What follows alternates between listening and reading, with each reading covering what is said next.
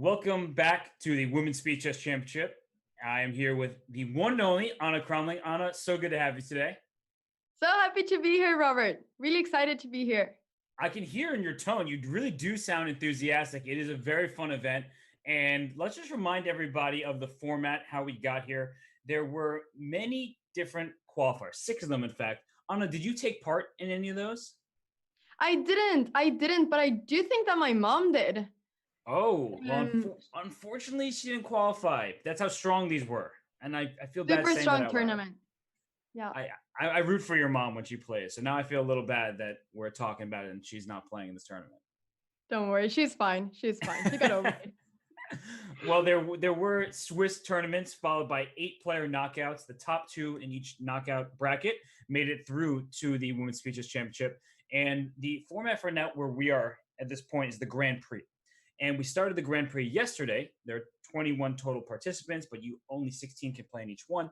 And you play 3 of the 4 Grand Prix. You earn points along the way in addition to prize money.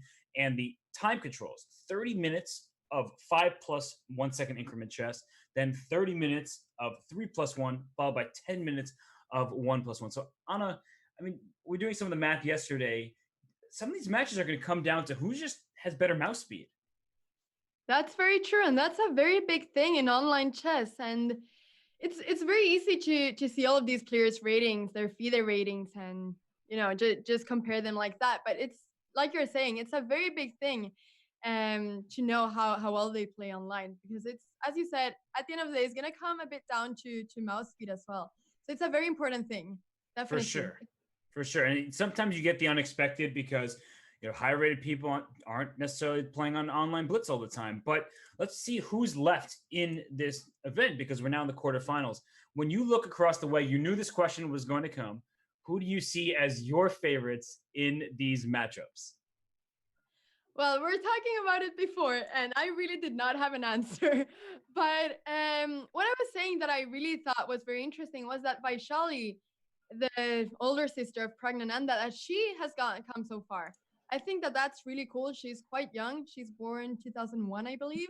So she's 19, if I'm correct.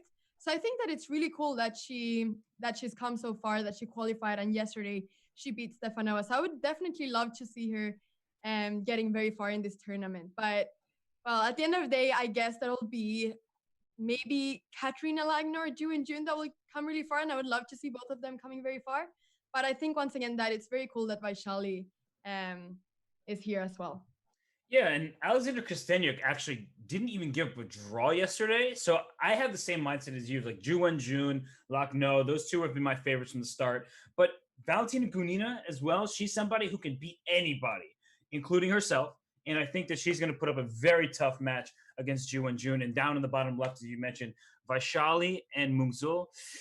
It's kind of a toss-up matchup to me. That's the one I'm having the hardest time predicting. And even though Anna Ushenina, she played a great match against Zhang Sai yesterday, I do think that Lahno is the favorite. So if I had to pick 4 players, it would be Lahno, June, Costenuk, and I'm going to go with Mungzul just to argue with you. Okay. You want to argue with me, of course. Well, let's look at the Grand Prix points and prizes at stake here. First place is a cool $3,000, as well as the lion's share of the points, 12 points. And then second, 8 points and $2,000, all the way down there. So you get minimum $500 and 2 points if you lose today. So I think the players really, really, really want to win. They need to make it through these 3 different Grand Prix legs. Grand legs. Oh gosh, look what happened. I tried to start an argument with you and then I can't speak English anymore. This is why we should never argue. We should never argue, Robert.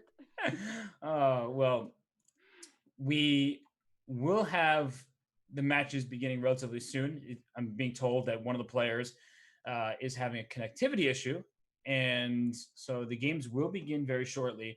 We will start with 2 matchups. We'll start with Katerina Lahno versus Anna Ushenina, and then we will have Alexander Costenuk against Letao Wenfam at the same time. So, Anna, I've sort of come to expect the unexpected. I make predictions because I know that's what people want to hear, is like, who do you think is going to win? But I never know. So that's why I'm trying to make predictions, or what? Well, that's why I try to make you make the predictions, because I'm wrong. And so that way, if you also make predictions, one of us has to be right. So if I argue with you, it's just to ensure that we are correct as a commentating unit. I think that's very good logic there, actually. I mean, if there are two players and we each say one, then the other one of the two's gotta be the one, right? So, well, let's see. I think I just wanted to say Alexandra Costenuk yesterday. I saw that she won 11-0. That's Yeah. absolutely insane. Wow. And I think it was just an off day for her opponent. I mean, she played amazingly well. I want to give her the full credit she deserves. Yeah. But when you don't even give half a point, I'm not sure that's strictly because you played so well, but you get in your opponent's head. You start getting a couple victories. Your opponent feels like psychologically already resigned. That happens sometimes. And while we have the game underway between Costenuk and her opponent Lei, we see that we're in a it's called an old Indian. It has a King's Indian vibe, but the bishop on E7 rather than G7. So Anna, it feels kind of passive for black thus far. Yeah, I mean, I love playing as the King's Indian with white, so I always like white in this type of positions.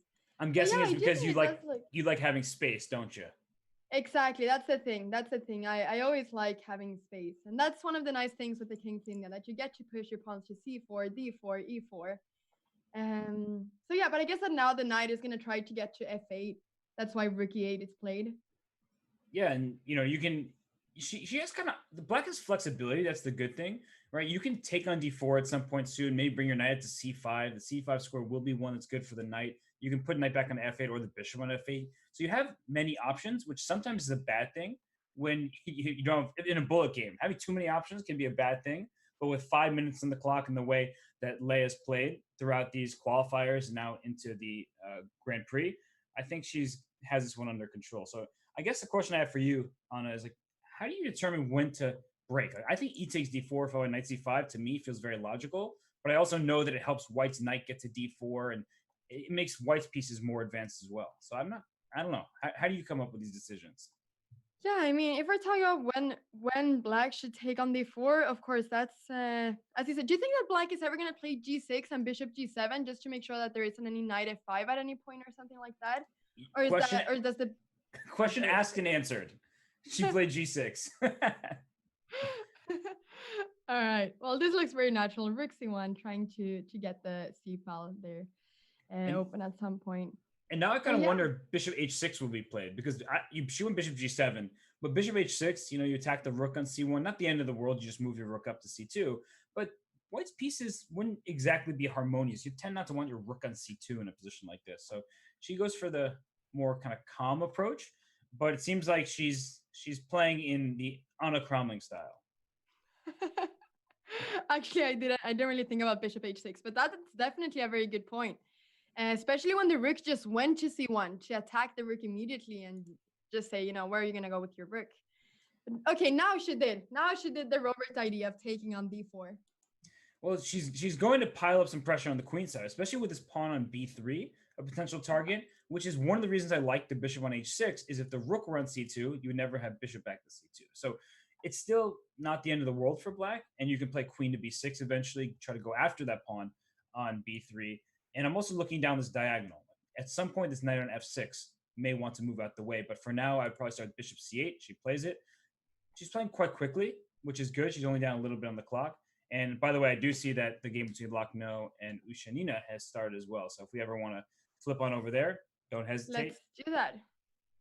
Let's go there now. Ushenina is very low on time.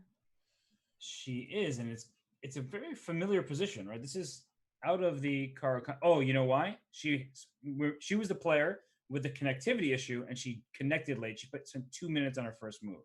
Oh no. That's tough. That's very tough to start the game that way, knowing that you're 2 minutes down, and especially when it's 5+1, because I mean, +1 second is not a lot of time.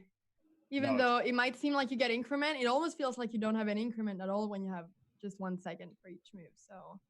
So here the mouse skills are definitely going to be very, very visible in these games. Absolutely. And I'm told by staff members working very hard behind the scenes, she lost 2 minutes because she was 2 minutes late. She knew the start time. It happens. It happens over the board tournaments, of course, as well. So C5 played. I actually like her position. I don't like her clock situation, but I think she's totally fine with black because in these Caro-Kann setups, you need to go forward with an attack if you're thinking about this from White's perspective. But I don't really see how you're going to attack, especially with the pressure all here in the center. Like White's center is on the verge of collapsing. No, I totally agree with you. I think that the C5 move was really good, targeting the E5 knight as well and the E5 point. So bishop E3, trying to get control of that. And I would leave the But tension for now and probably play knight to d5. And yeah, she plays yeah, it. I mean, just going and she after this. plays it. Do Yeah. you? Do you think that which king do you think will be most vulnerable, Robert? I ultimately think that Black's king gets in more danger in these lines, but because the c file is about to open and you can play rook to c8, things like that, and I don't see how White progresses, I do think that ultimately Black is the one who's going to be better. Maybe not with an attack per se, but just an easy game. And the king safety is really important in blitz chess, but especially with a move like bishop f2, you're kind of moving your pieces away from the Black king, and Ushenina takes on d4, and she can play a move like, say, bishop c5 if she wants. She can take on e5. And I don't play the Caro-Kann, but this feels like a dream Caro-Kann for black. It really does. I don't play the Caro-Kann either, but it does look like a very good position for black. Quite after Yeah. 20 moves only. So I think that that's definitely an accomplishment for Ushenina, even though she's a few minutes down the clock. And I would actually, now that she looked queen b6, I didn't love queen b6. Knight f5 comes to mind. This knight on d5 has two defenders with the rook and the pawn, and there's two attackers. So knight to f5, she put pawn f5, which probably is also good. But I was thinking knight f5 and just trying to go for some tactics. And queen e3, going for the she's queen. She's trying to exchange pieces here. I thought that she would not, as well as we said before. Maybe the white king could be a bit more vulnerable. So I thought maybe she wouldn't do that. But what do you think about this? About exchanging pieces here? When you're down a lot in the clock, you want to simplify often. And if she thinks that the queenless position is just allows her to equalize or neutralize any sort of attack that white may get, it makes sense. And actually, the queen trade is forced because the bishop on e5 is under attack, along with the queen trade. So I think this was a good practical decision by, well, I was saying by Anna, but then I realized it could sound like I was talking to you, but by Ushenina here.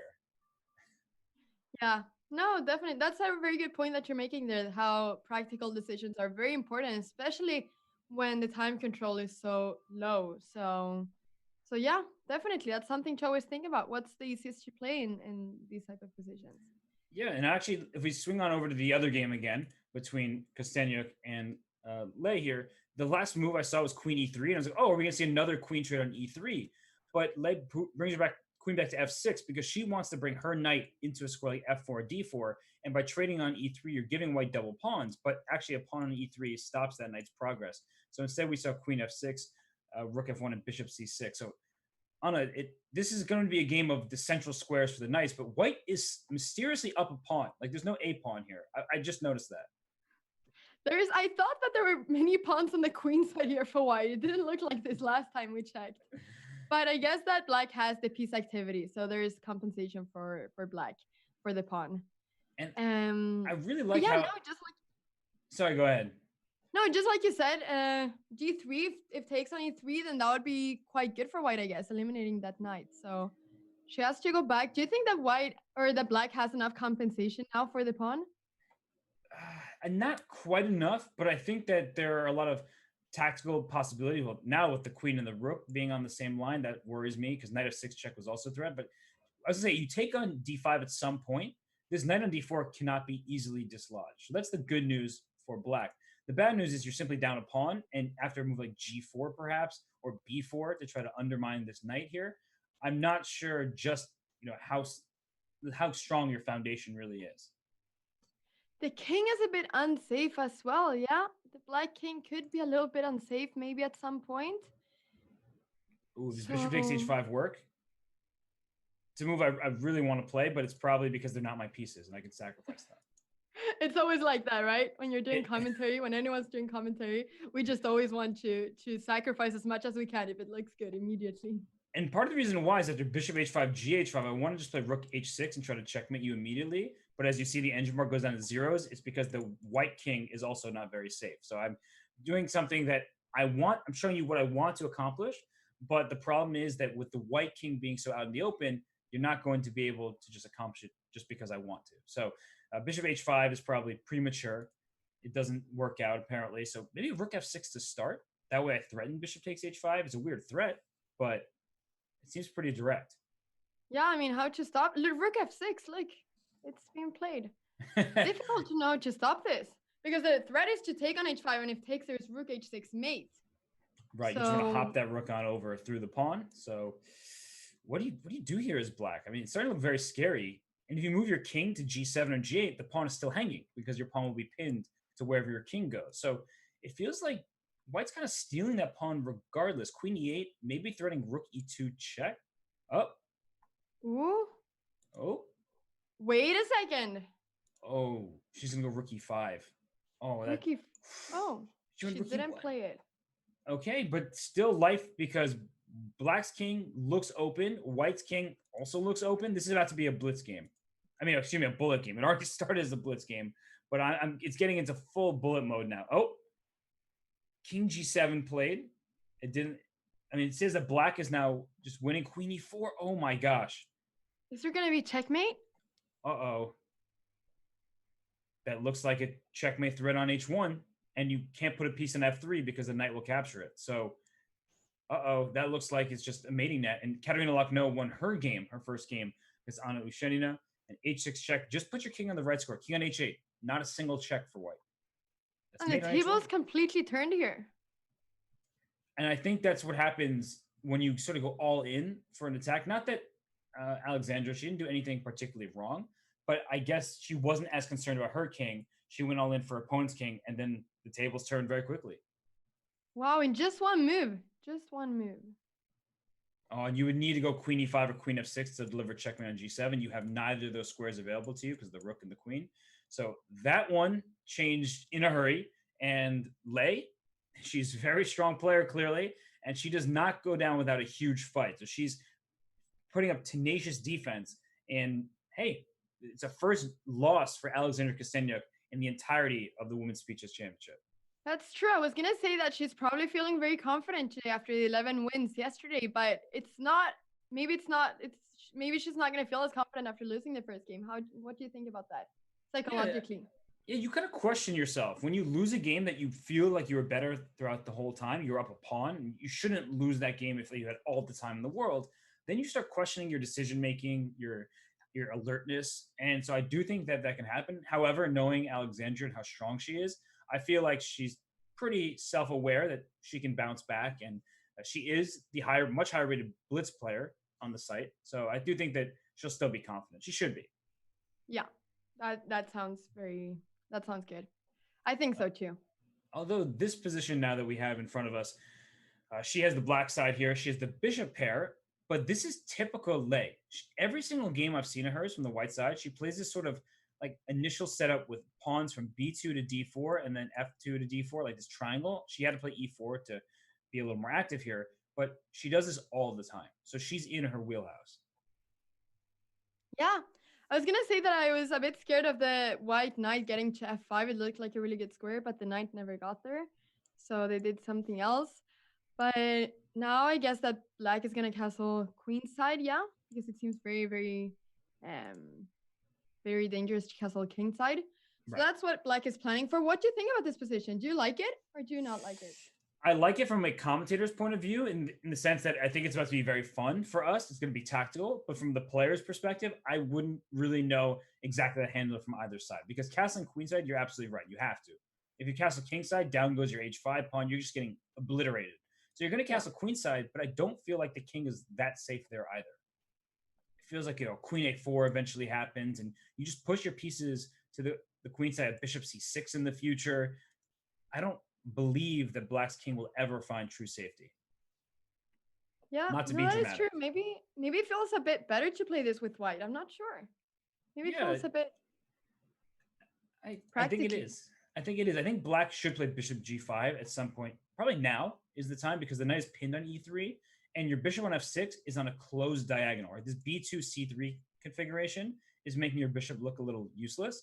So bishop to g5 feels like it makes sense just in that she plays it. Just to get the attack, the threat is strong in the execution, they often say. So bishop takes e3, that could scare white. And so she takes on d7, and I would just take with the king, probably, and move my king over to c7. Yeah. Yeah, it makes a lot of sense to just take with the king, definitely. And well, she does it. So let's keep an eye on this game. Right now, it looks like Costenuk's in good shape. I haven't even checked out the other games, so should we go over there to Lahno and Ushenina? Let's do that. Yeah, because Okay. she won the first game, Lahno. Yes, but she probably doesn't like the fact that there's a knight on d6 in this game. No. Like, look at this chain from h2 all the way to c7. There are pieces here, and that pawn chain for white is just so powerful. And Anna, do you think we'll see some kind of g5 or f6 maneuver from black trying to break the pawn chain? I think so. I know that when I play these type of positions as black and white has this whole pawn chain, I do absolutely everything to get rid of it. So yeah, it's really, you just get in sort of a panic mode, I feel like, when you're playing against this pawn chain and you have a knight on d6 that's this strong. I agree. So maybe there will be something like that. You also sometimes think about sacrificing the exchange with rook takes d6, but she didn't want to go for that. And now with the knight e4, you're certainly not taking on d6 anytime soon. But this e3 square. So she puts rook to d4 because of the threat of maybe knight to e3 with a fork on the rooks. So we see rook d4. There's an open a file here for black that could be very useful. Yeah, she started with rook a2, which makes sense. And now the question is, how do you proceed? Because b4 would be the type of move you want, but then your c4 pawn falls. So not b4 just yet. She plays rook to a8, so she's putting all her attention over there. And probably smart, honestly. Why not? I'm just trying to figure out how black, like, what's black's idea? How are you actually going to increase the pressure in white's position?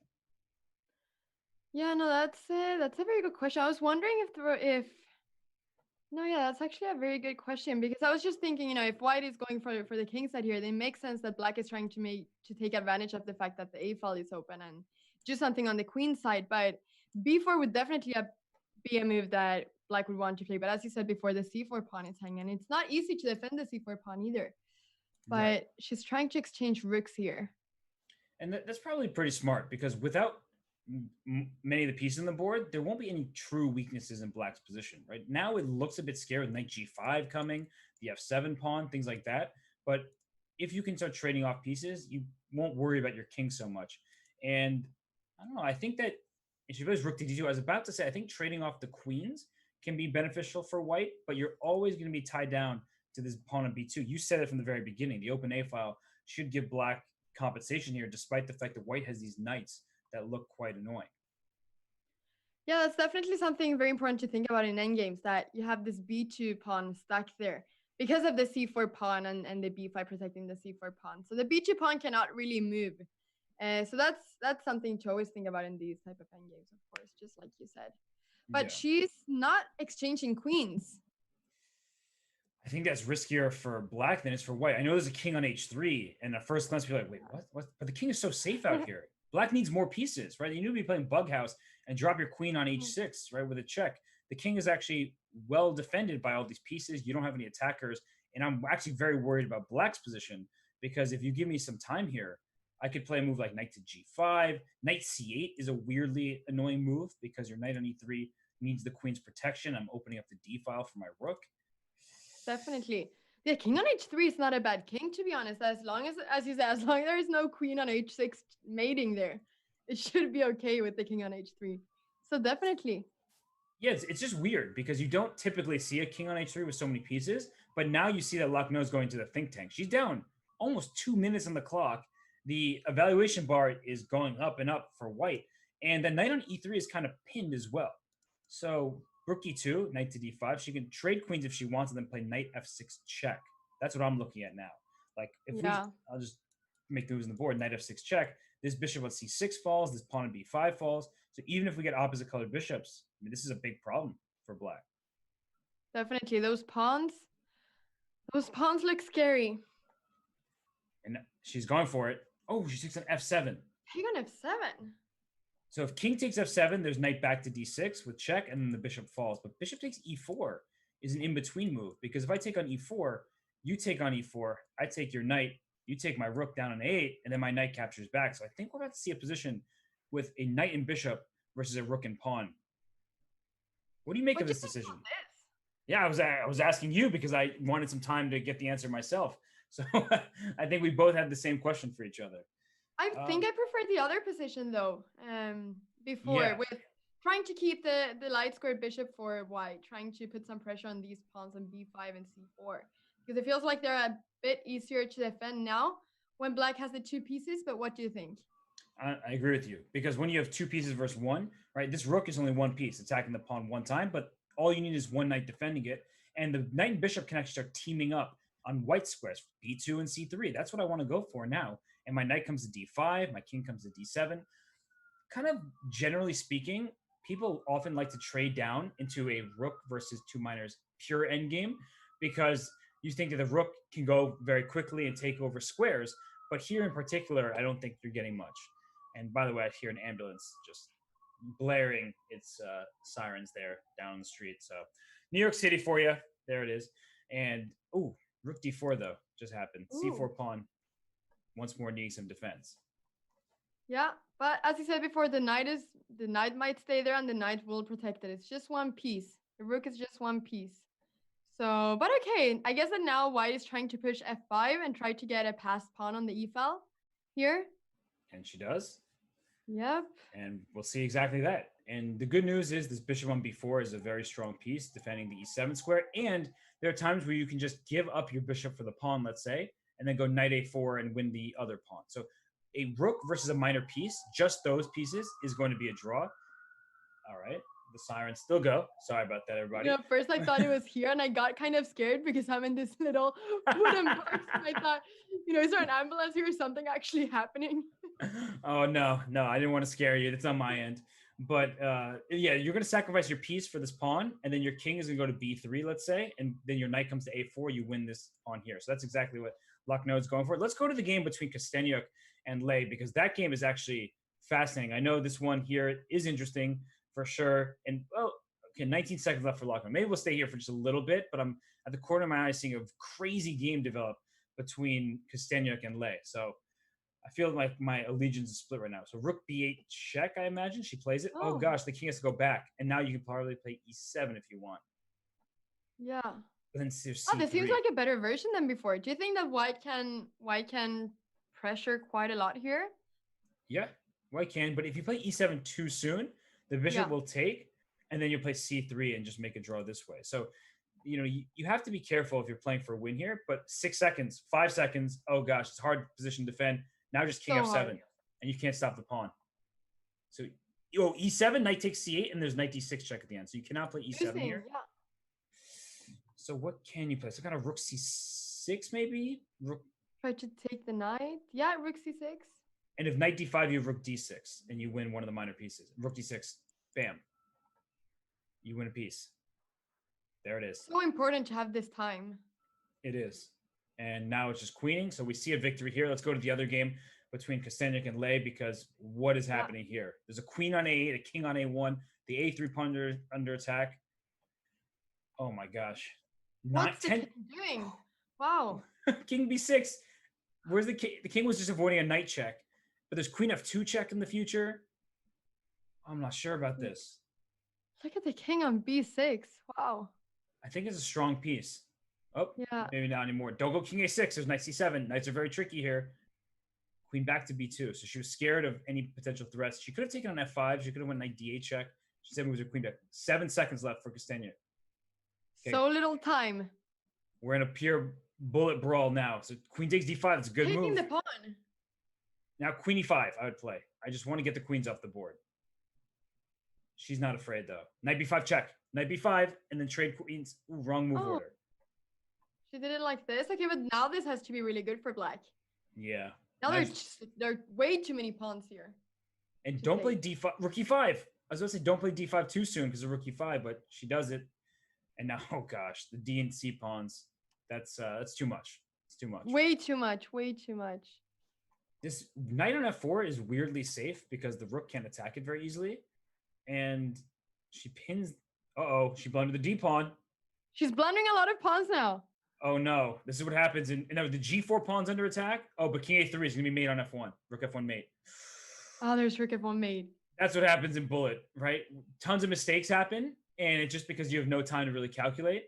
But I Yeah. think that Costenuk, she kind of earned that one throughout that game. I didn't see too much of it, but it seemed like from the very start when we tuned in, she was the one with the initiative. Definitely, no, definitely. And well, now it's 1-1. So maybe she'll do a little comeback, Kostenjuk, after this. She's playing with the white pieces now too. So we'll see how that goes. And this is typical Lei. No matter what color she has, she loves this pawn triangle from B7 to D5 to F7. Right, this is her style, and I've learned this over time by commentating on these first the qualifiers and now into the Women's Futures Championship Grand Prix. She really likes these compact structures where there are no tactical risks. She's a very solid player. Okay, okay. Have you seen a lot of her play before these qualifiers?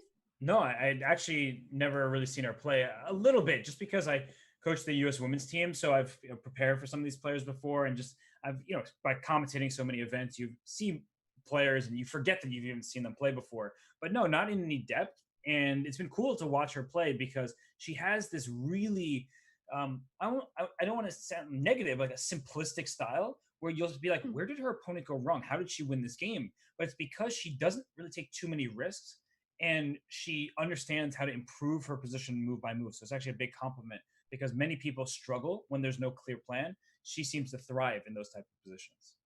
That's a very good thing to be able to do because, well, as you said, it's something that's very difficult for a lot of people. And I think especially when you have little time to just sort of know what to do when you don't really know what to do. Right. It's a great thing to be able to do. So And, definitely. and you look at this position, right? She just went rook e8, bishop f8. This looks like she's not doing anything. And this is a difficult position for black because you don't have space. And do you play for c5 or is that too weakening because the queen on f3 stays at b7? And there's opening the d file. So knowing how to play a position like this is very important, but also very, very difficult. Now the knight is getting probably to e4 Mm-hmm. and d6 maybe. Maybe we'll see something like that, or maybe just to stop c5. I mean, if you can get the knight to d6, you're very happy. So maybe there's going to be some kind of like rook a4, bishop b4. Feels like it takes a lot of time, but that's a good idea. And queen f5, she said, I don't want your knight to stay here. So take me. She doesn't because the e pawn would have captured. And Anna, I mean, you see a position like this. We both know that white is better or should be better. She played c5, so she actually was the one who opened up the position. But I was going to say, Yeah. like, how do you make progress? I didn't know. Well, there we had the answer. There we had the answer. She played c5. Do you take on c5? No, maybe you just stay like this. Maybe you just stay like this and you don't do anything like that. Rook d1, centralizing the rook. Now I'm sort of worried about tactics on the back rank. So on white's back rank, because like knight takes e5, queen takes e4 doesn't work just yet. Oh, it does. Rook takes d1, of course. I was thinking queen takes e4 first, wow. but So rook that's takes just d1. a pawn. That's a pawn. And that's what happens when you patiently, you sit, you wait. Your opponent is trying to figure it out. Watch out for knight f6 check. That's a clever move because now this is a check, but you can just even go king h8 here if you want. You can bring your knight back to g6 just to close things off. Just do not allow knight f6 with the king on g8. Nope. Well, that was just the pawn. That's what happens when you just leave your rook on the first rank like this sometimes. That there are all of these, especially when there is a mate. There are just all of these different ideas. So. Yeah. And I'll just show that just for everybody who's watching. D takes e5, rook takes d1, rook d1, and queen takes e4. The other way didn't work with queen takes e4 first, which is what I wanted, because after takes, rook takes d1 check, bishop drops to e1, and the queen defends. So you would have done the other way, taking on d1, taking on e4. Now black is up a pawn and very happy. So that's why Lahno instead went rook to g3, and now after king check went knight g5. Oh gosh, what's going on here? Oh wow. If hg, rook h3, winning the queen on the h file. So queen f5 played. Good move. Very good move. Should you take now on e5 then? She does. She's taking with the queen. Because if queen takes, there's knight takes f7 check. So watch out for forks. Oh, that's nice. She's really going for the tricks, Kostenuk. She probably felt like she had to at this point. And now after rook takes g5, we trade queens. I can always take on d4 at any moment. I think black is totally fine here, if not slightly better. So this one is going Lei's way. Even though there were some shaky moments in there, it felt like she gave herself a disadvantage because of the space. She was able to strike, and Costenuk couldn't find the exact proper plan, it feels like. And so, even though the position is now even a material, Black has a better pawn structure. Yeah. No, this will be tough for Costenuk, I think. Definitely. Yeah. So we'll see what happens this game. Yeah, back rank problems in this pawn a5. That's my biggest concern. It's on a dark square, and that means it can be attacked in certain endgames. So let's go to the other game because we haven't even checked this third game out. And by the way, we have about 30 seconds left in this time control. This will be the last game of 5 minutes plus 1 second. Time has been flying. Like time has definitely been flying. I thought we still had 15 more minutes. I think they say time flies when you're having fun. I'm always having fun, but it just feels like we just started and yet we're at the end of this time segment. So Lahno is down 1 pawn. And so Ushenina, since her first game where she was late, wait, 94?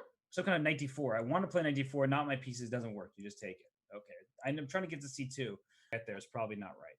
Yeah, but it's interesting still though, because then you open up the rook, but I guess that not yet, of course. But yeah, the idea could be there though. I'm getting too ambitious. You know, the king comes to A1. There's no more checks. Yeah. I always almost, Robert. What else can we do here? Maybe knight G5 and then try to get to E4, putting some pressure on C3. Oh, that makes sense. Rook C7. Oh, especially now knight G5, knight E4 with the rook on F2 because the knight E4 hits that rook there. So I like that looks great. But I think king H7 is also smart, just making sure the queen A8 doesn't come with check or anything like that. And so now knight G, I mean, your move. Knight G5 now seems like a very strong move. Yeah, because you also have rook takes C3 tactics with the knight on G5, where if the king or the queen takes, then you have knight E4. So you have all these possibilities here.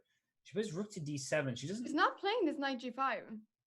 I think she feels safe with this knight on E6. Right? It protects G7. It can't be kicked out. It's on a light square. But I liked knight to G5. I think I would have preferred that. So queen C6. Well, she plays rook back to C7. Okay, now is she going to play knight G5? Let's see a knight G5. I feel like now's the time. Yeah, I mean, it just seems like such a strong move. And I think you're hinting that this knight E6, there it is. It's a very good defensive piece, but why not turn it into a very good offensive piece? So I'm with you. She plays it. You can also always play F6 for black if you want to shut down this bishop on C3. Not that it's attacking anything, but it loses some of its scope. And so, wait, is rook takes C3? Just take this and play knight E4 check. Transition into... It does look like a good move. Because then if knight E4 immediately, then I guess there's rook F3, sorry. But now there is this check. Exactly. So we're trading, fancy trade.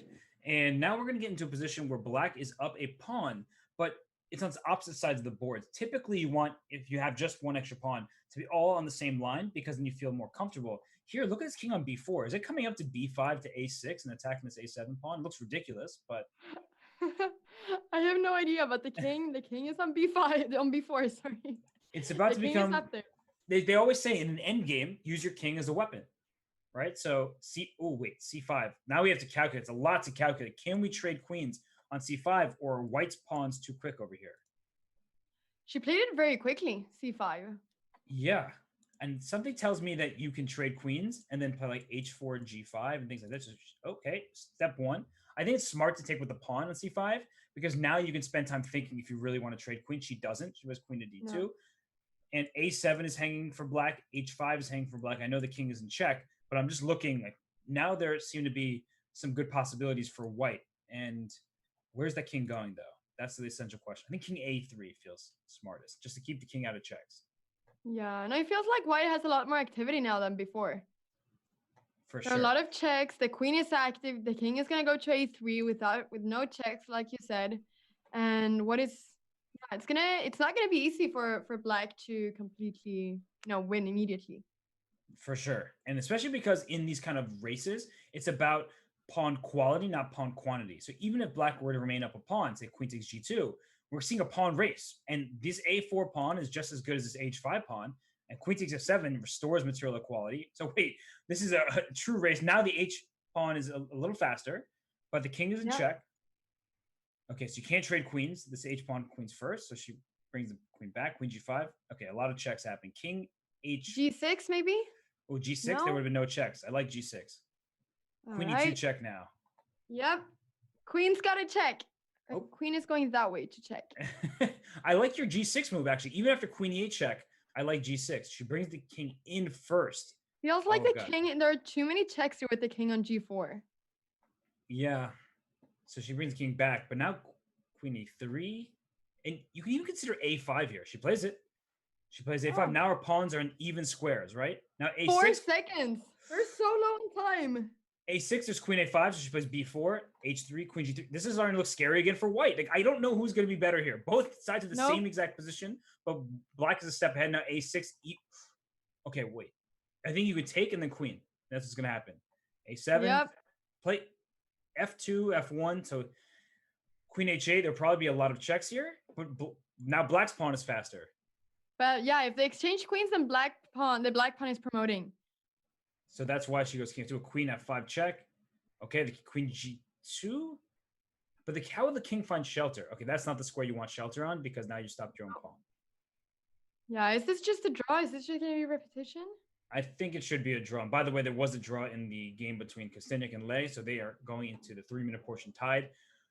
This is a pure bullet game. So it may be a draw by classical chess standards. By bullet chess, mistakes happen all the time. So let's see. Anything can happen here, definitely. King F2. Go Queen E2 probably. The king is running away, sort of. Don't go King E1 because there's Queen G3 check. So King G2 makes sense. Now King, you're not getting out of this. I don't think. The king is staying in the box. It's sort of like a little wooden box for the king. So you would know a little something about a wooden box, wouldn't you? Yep.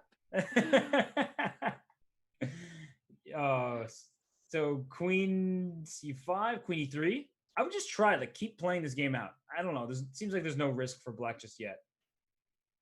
Yeah, and 2 seconds as well. I mean, the time is so low that I don't think that... Okay, they took a draw there, yeah.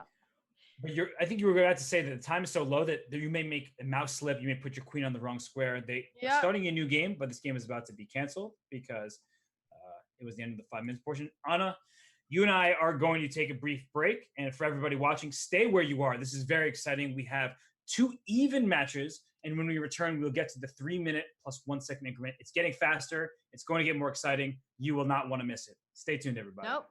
Stay here. It'll be even more exciting, just like Robert said. See you.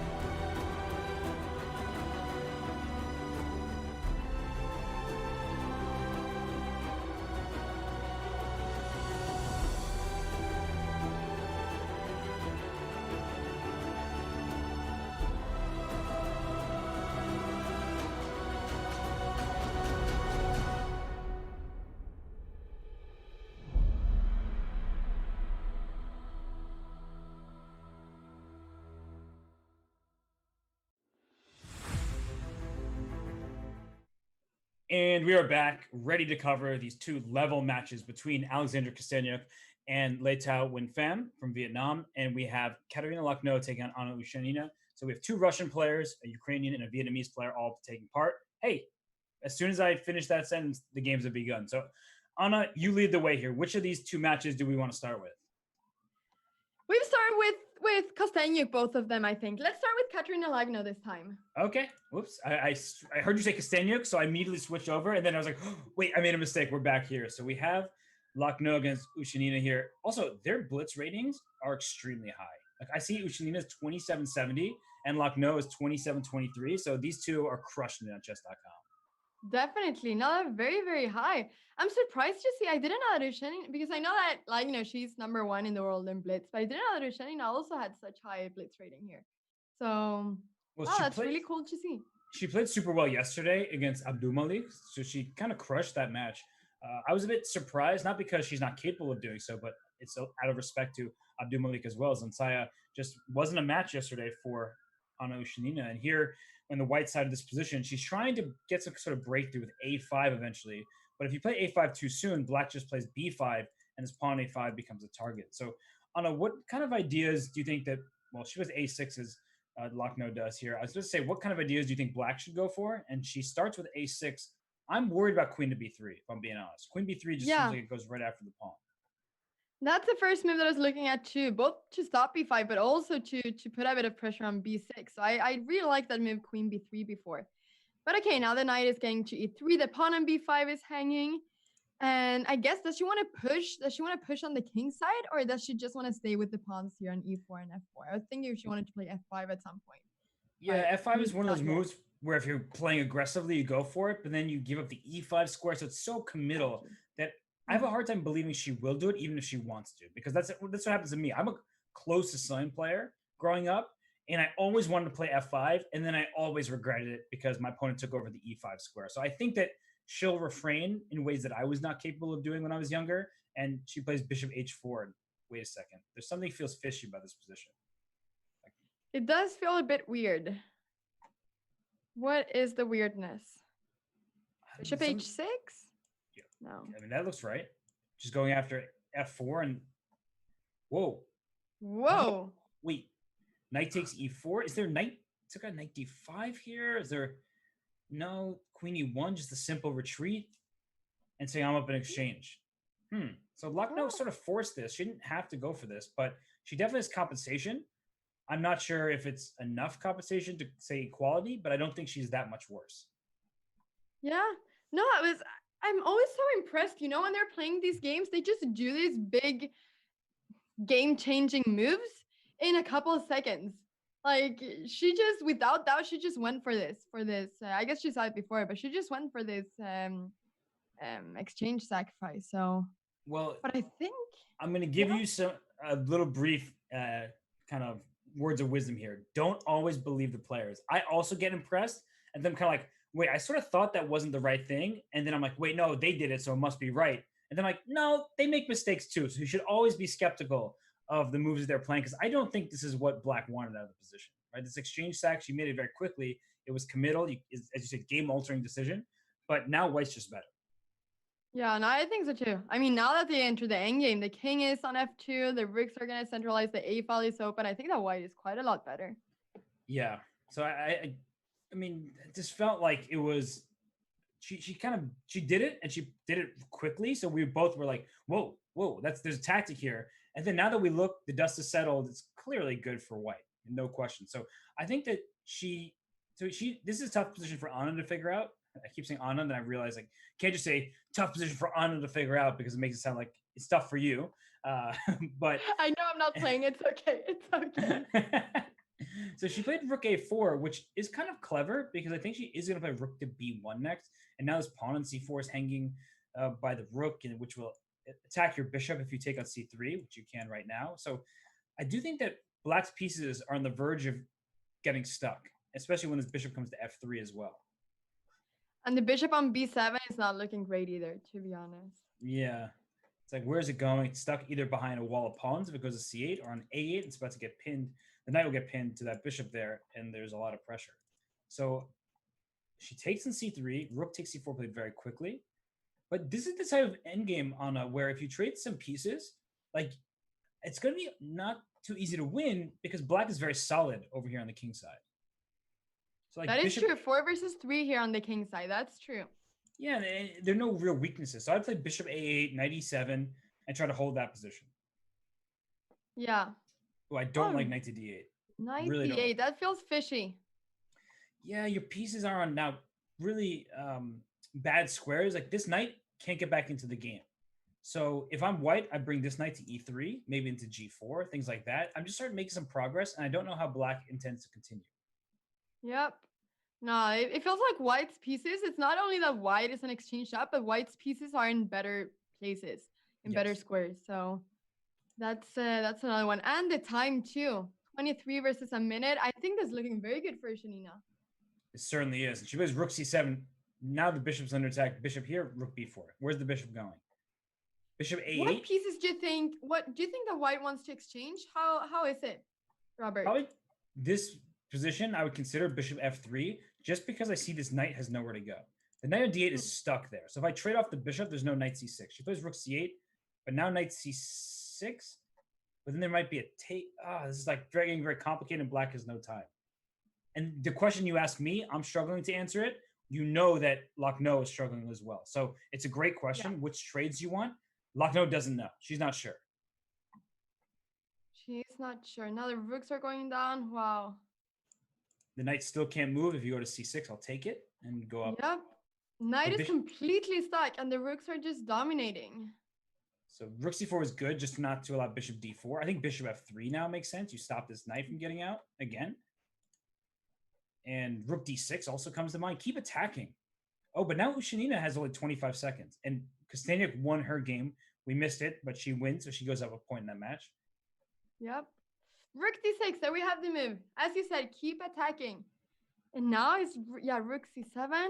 This knight is so bad. Now she's going to be playing against this knight too, and the knight has nowhere to go. So it's almost like white is a rook up. Almost. Yeah. And here comes this knight into d6, e5, probably a good move. I play f5. Knight d6 first, now f5. Or knight takes f7. Both look good. So somehow she just takes on f4. She'll take on f7. And now she can take on f4. But this is actually not going to be easy with just the g6 and h5 pawns. If the rooks get traded, they're often drawing mechanisms with the rook, even though you're down in exchange. But here... That's right, what you're saying. So yeah, she exchanged the rooks. I sort of preferred before to keep that knight without any squares instead of exchanging it, I think. Yes. At the very least, bishop d8 maybe. At the very least, it makes black's life much more easy. Here it is, bishop d8. She found it. She's going to take on h4, and she's going to make a draw. Yep. Is this just a draw? I think this is just a draw at this point. Because the only way to try to... Well, you can go king e6, king f7. So with no time on your clock, you might lose. Ooh, king f7. Ooh. Uh-oh. Nope, I don't like this.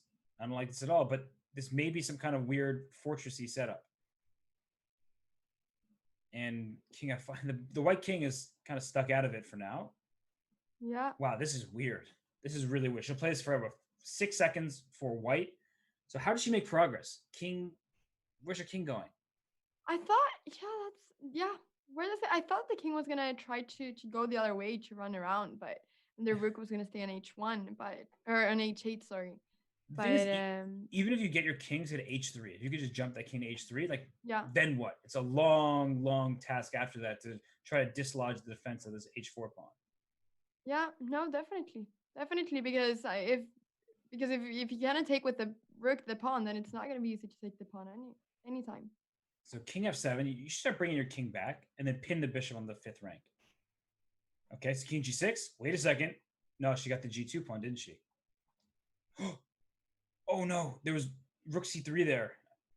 Oh wow. Oh, look at this. Look at this. Bishop g3. She got the g2 pawn. She did it. Oh, she's getting the g2 pawn. Oh my gosh. She somehow made this work, but this is how you lose in bullet, is even though it's a draw, you put your king on a wrong square, you get checkmated. So this is perfect. She needs to make sure that her king's in a dark square, because the enemy king goes to dark square, you check it off. Yeah. So she didn't get checkmated. She has not gotten checkmated. I'm still worried because 3.9 seconds left. But this is the Yeah. exact right strategy. And this is one of those things that you've studied for some time. I guess that these players have studied these sort of endgames quite a bit. Wait, why did the evaluation just jumped so high? I was very confused. Yeah. I'm like, it goes up, and I'm like, wait, where's the win? It must have been a win there. Yeah. Oh No, my gosh. it goes so quickly as well. But I guess that the evaluation doesn't have time to think about it either. So yeah, now the king is running away. It should be more manageable, but time pressure still exists. King g3, king f3. Watch out. You should put your king on e1. That way, you again, the king can't come to e3. It's a dark square. Your bishop cuts the king off. 1.5 seconds. She's barely getting these moves off. Is Lahno. Check again. Oh gosh. Okay. Check. Wait. Rook a2. Rook a2. There's rook a2.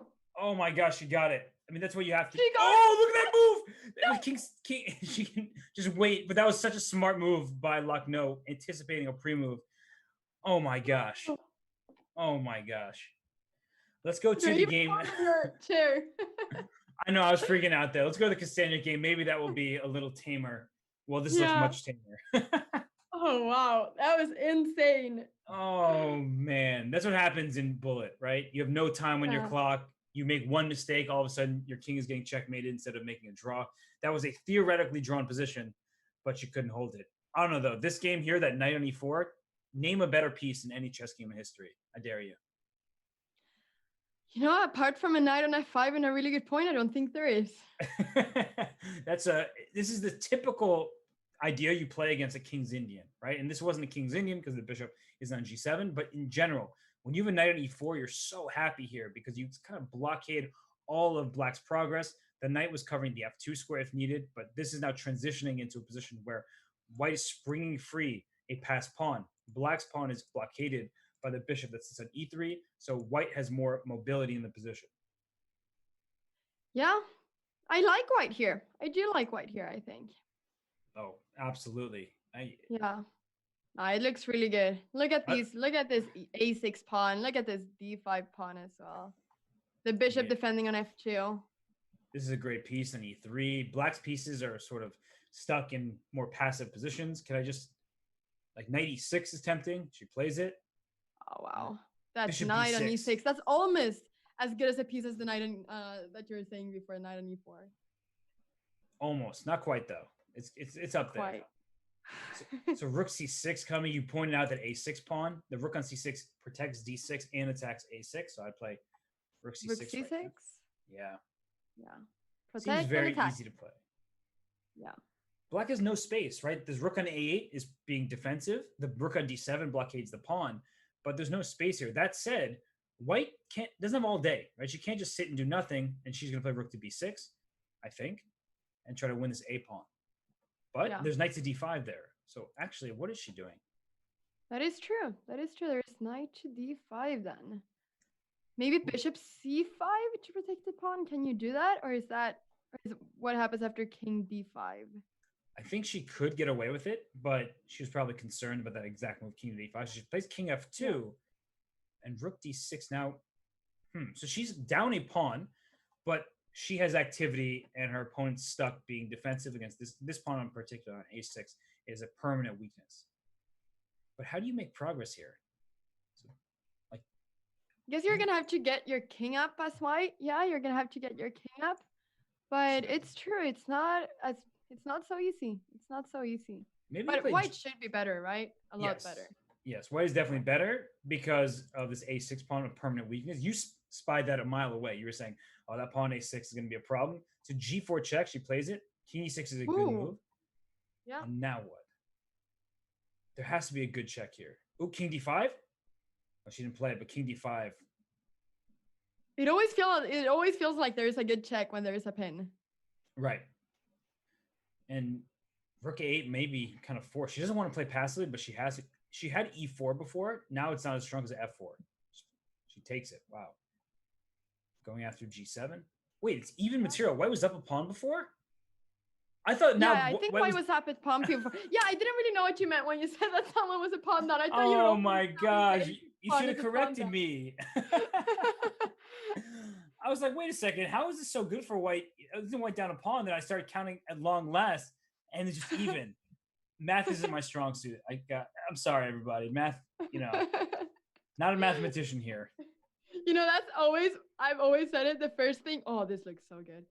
I've always said it. The first thing I always do is just to count pawns, just to make sure that I have the right evaluation in material wise. What's happening here? I think it's about to be it looks like it should be draw. She can keep checking the king and then put a rook back on h8 and then try to go rook a8. So she somehow held this game. These look so good before. It did. It's probably, and now it looks good again. Whoop. So I think the king has time to get there. One mistake, and then, this h-pawn is running free. It's game over. Yeah, now it's clear. Wow. Wow. Let's go back to the other game because we have another rook endgame in Lahno and Ushenina. And Lahno has a passed pawn, but so does Ushenina. And wait a second. Another situation where both sides have passed pawns and opposite sides of the board. So rook takes f7 was a threat. So she brings rook c8 first. So is rook d6 to d8. So that's why she put a rook in front of the pawn. And I think we're just going to have both sides trying to promote rook e7 here. Yeah, it's so difficult when you see or to calculate this when you have so little time. When you have a pawn that's going to push, your opponent has a pawn that is pushing, and you're just really just hoping for the best. Yep.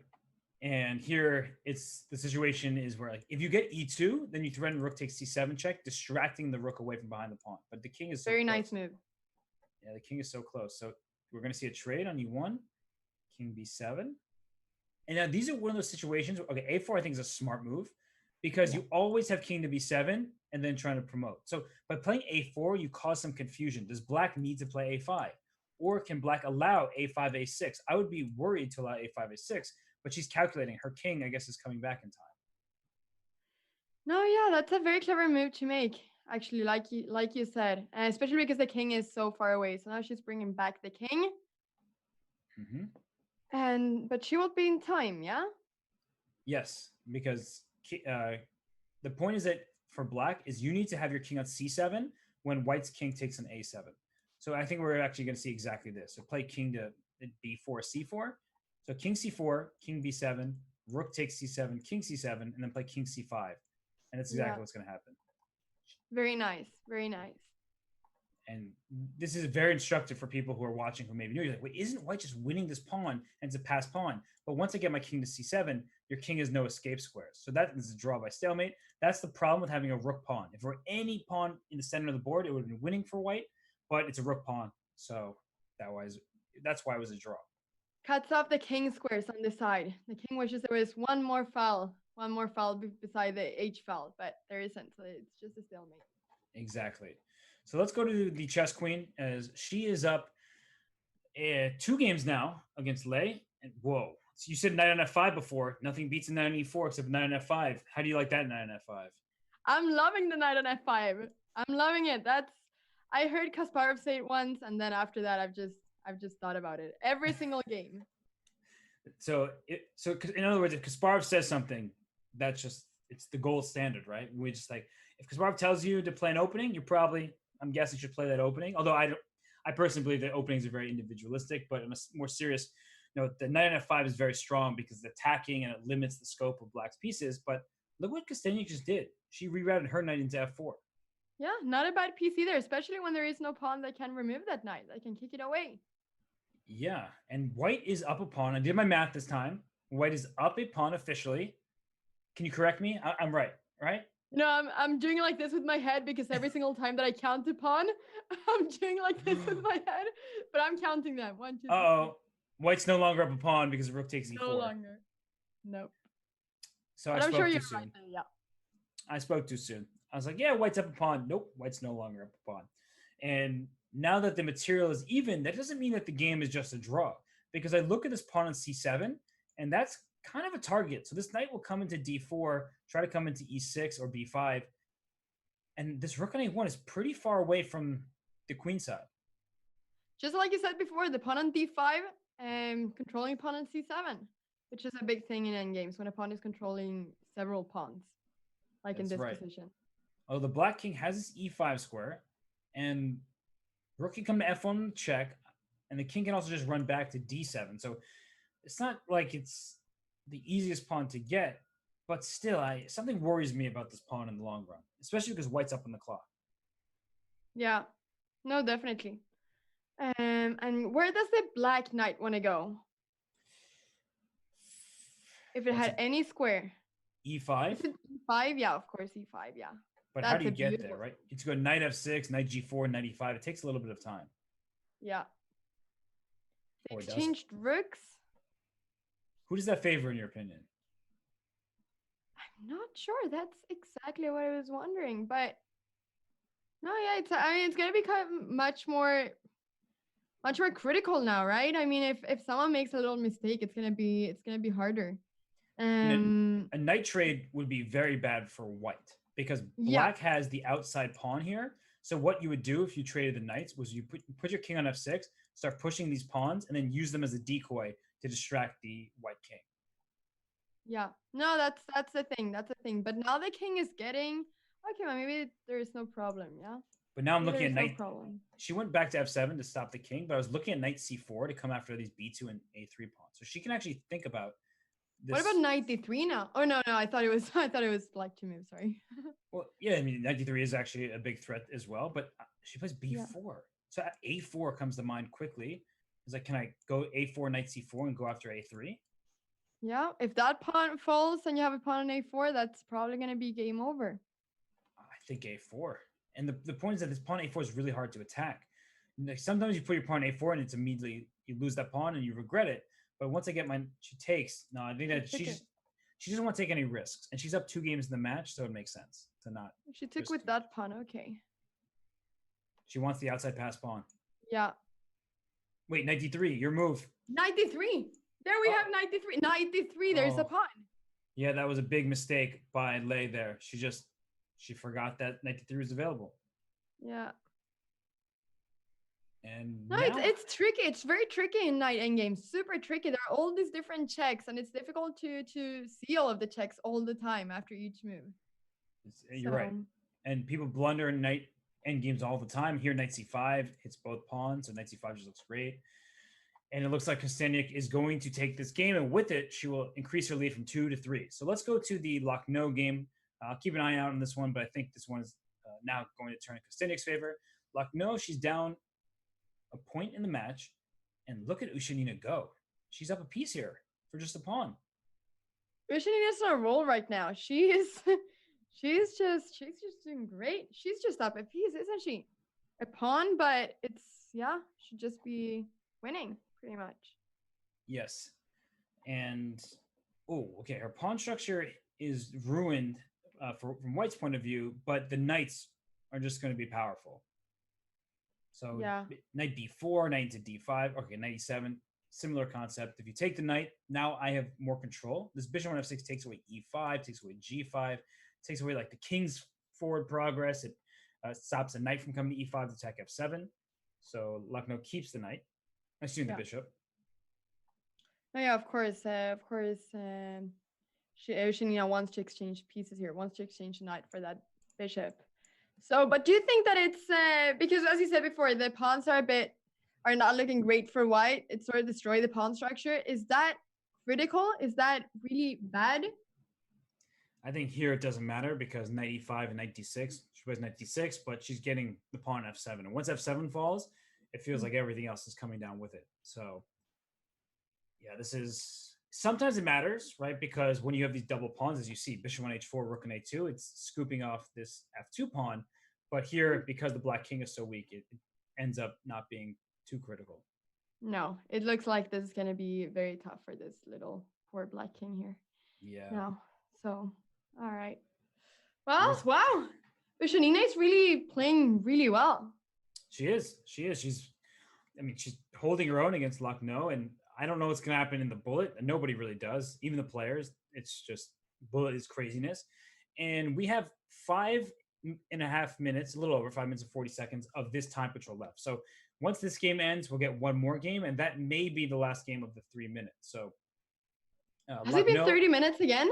It has almost been. It's been 25 since this segment started. It flies, right?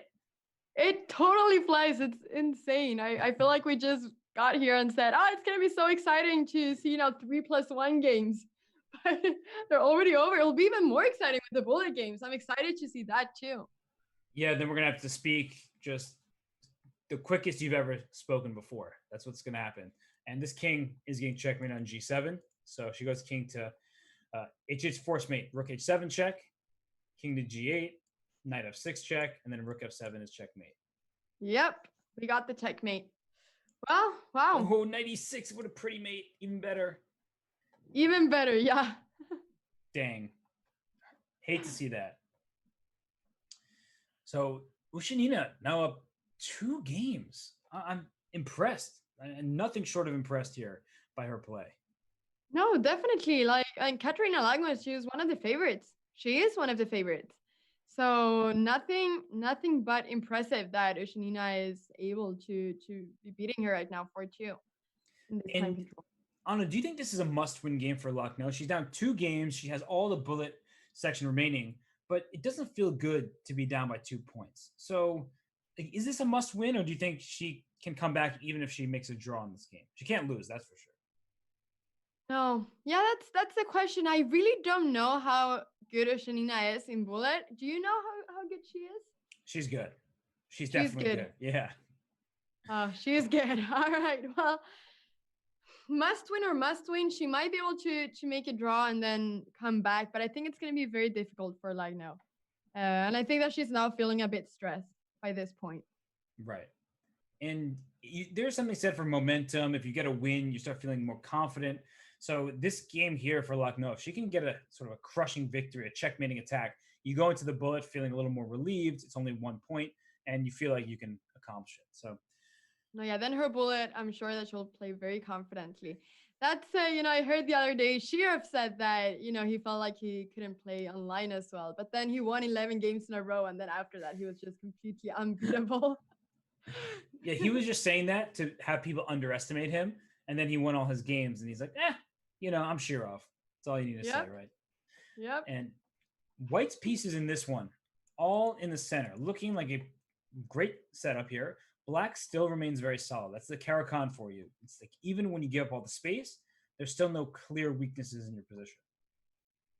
Do you think that Ushenina is now trying to go for a draw, or to just, get an equal last game and then go for the bullet with 2 points up? Yeah, I think she's just trying to neutralize any opening advantage that Lahno would otherwise get. So she plays this Caracan. She's been sticking to it. And she plays queen b6 here. She's aiming at the d4 pawn. I'm worried for black about g4, g5. Something like that coming very soon feels like it's a concern. And c5, I was thinking, she plays d5. This is a move that is played, I believe, because of the match situation. Whereas I was looking at dc5, bishop c5, bishop takes h6, for example. Because this knight on f6 doesn't have a defender. The computer hates it, which means it's a horrible move. So I'm going to pretend I didn't suggest it and just go back to the to the live game. It did look good, though. It did look good. Yeah, it looked good until you realize it wasn't good. So, yeah.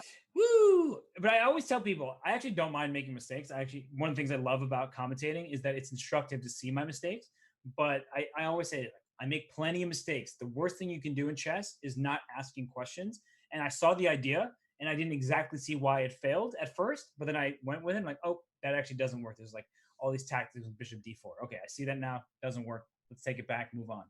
But it is good to pose those kind of ideas to try to see if they work, because you don't know when exactly they will work. But if you don't try them out in the first place, then they can't possibly ever work. So, no, yeah, that's definitely, it's really important to never be scared to try new things out. For sure. So yeah, definitely. And queen b4. Oh, what are we seeing here? This queen may try to trade off on e4 next. So that's important, because you can try g5 for white trying to break open the king, but queen e4 is check, offering a queen trade. And once the queens come off, the attack doesn't feel nearly as powerful. Yeah, because here we have the little race, right? Or yeah, there we go. Queen e4. Yeah, just like you said. Yeah. And so g takes h6, just, well, so I play g6 there? Oh, wait, knight takes f2 is possible? So that's a big problem. It's like, you can take on h6, it looks like you're opening up black's king, but you lose his pawn f2, and that's not just a pawn there, that's a fork on your rooks. That's not a nice thing to lose now. I don't think Lahno would like to lose that. So no, rook f1. protecting that. And bishop d6. Oh, this knight, this bishop here. Too many pieces attacked.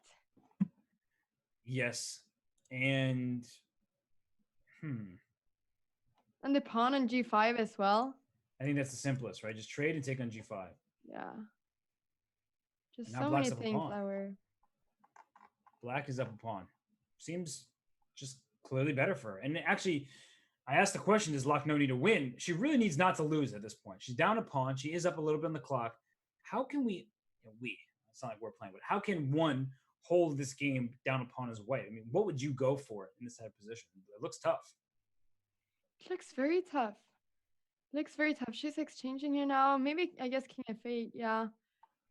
It just looks so difficult. Both because there's this d pawn that could become strong at some point, maybe if the king is able to get up. But yeah, no, it's now she's gonna play knight f6, I guess, Ushenina. So that d pawn is also gonna be under attack. I'm not really sure.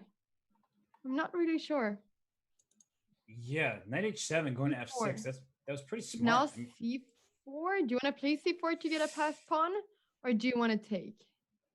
I wanted to play c4, but then I was worried about the king coming to d4. She said she takes and goes g5, which removes the defender of this d5 pawn. But even here, like, I can think about rook h1, for instance, trying to attack your knight and behind it the h8 square.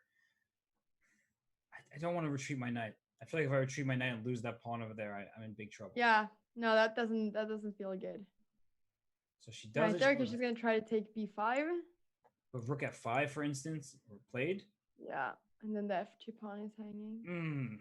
Yeah, you're not 2 pawns. Now, still chances, because it's only 1 pawn extra just on both sides of the board. So, for instance, if you play rook e2, how do you protect b5? So a6, maybe there's king a5 at some moment. So there are chances to hold, especially because in rook and knight versus rook, that will be a theoretically drawn position. So she takes on b5. She gives up f2. I think she'll play a4. She does. Now knight c7. Okay,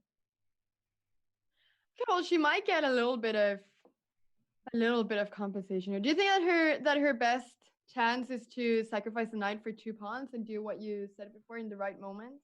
Yeah, I don't know if she'll be able to, but it's what she's going for. That's for sure. Here comes g3. Oh gosh, knight c5, g2. Now after g2, the throw is rook f1. Oh gosh, rook g1. Then here comes knight g5. Aye. But the knight's coming. The knight's coming to f4 or knight e1. That's true. No, don't go knight f4 because rook d4 check. Okay, king comes back. Now play knight e1. Okay, that's also good. She got the pawn. She's getting the pawn. Okay, that's what we were worried about. We were worried about that pawn. And she takes with a rook, which is risky. But if the knights get traded, no, this is now going to be a draw. And this is a draw. Wow. Stubborn defense. That's what that was. And now try to go rook g3, rook e3, I think. You want your king in front of the passed pawn. And rook g2, rook e2, same idea.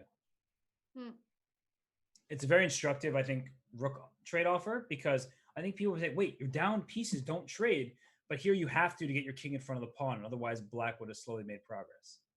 Yeah.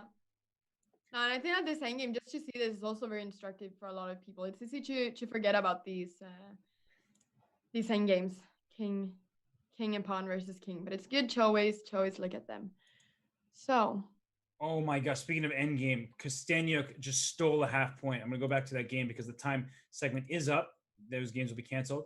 In this position here, Lei was the black pieces, was completely winning, but she went king e3, which is a grave oversight, forgetting, I guess, or in time trouble, not recognizing the fork. She had 18 seconds on her clock. She had this game in the bag had she just played king to e2. Oh, yeah. And that pawn promotes.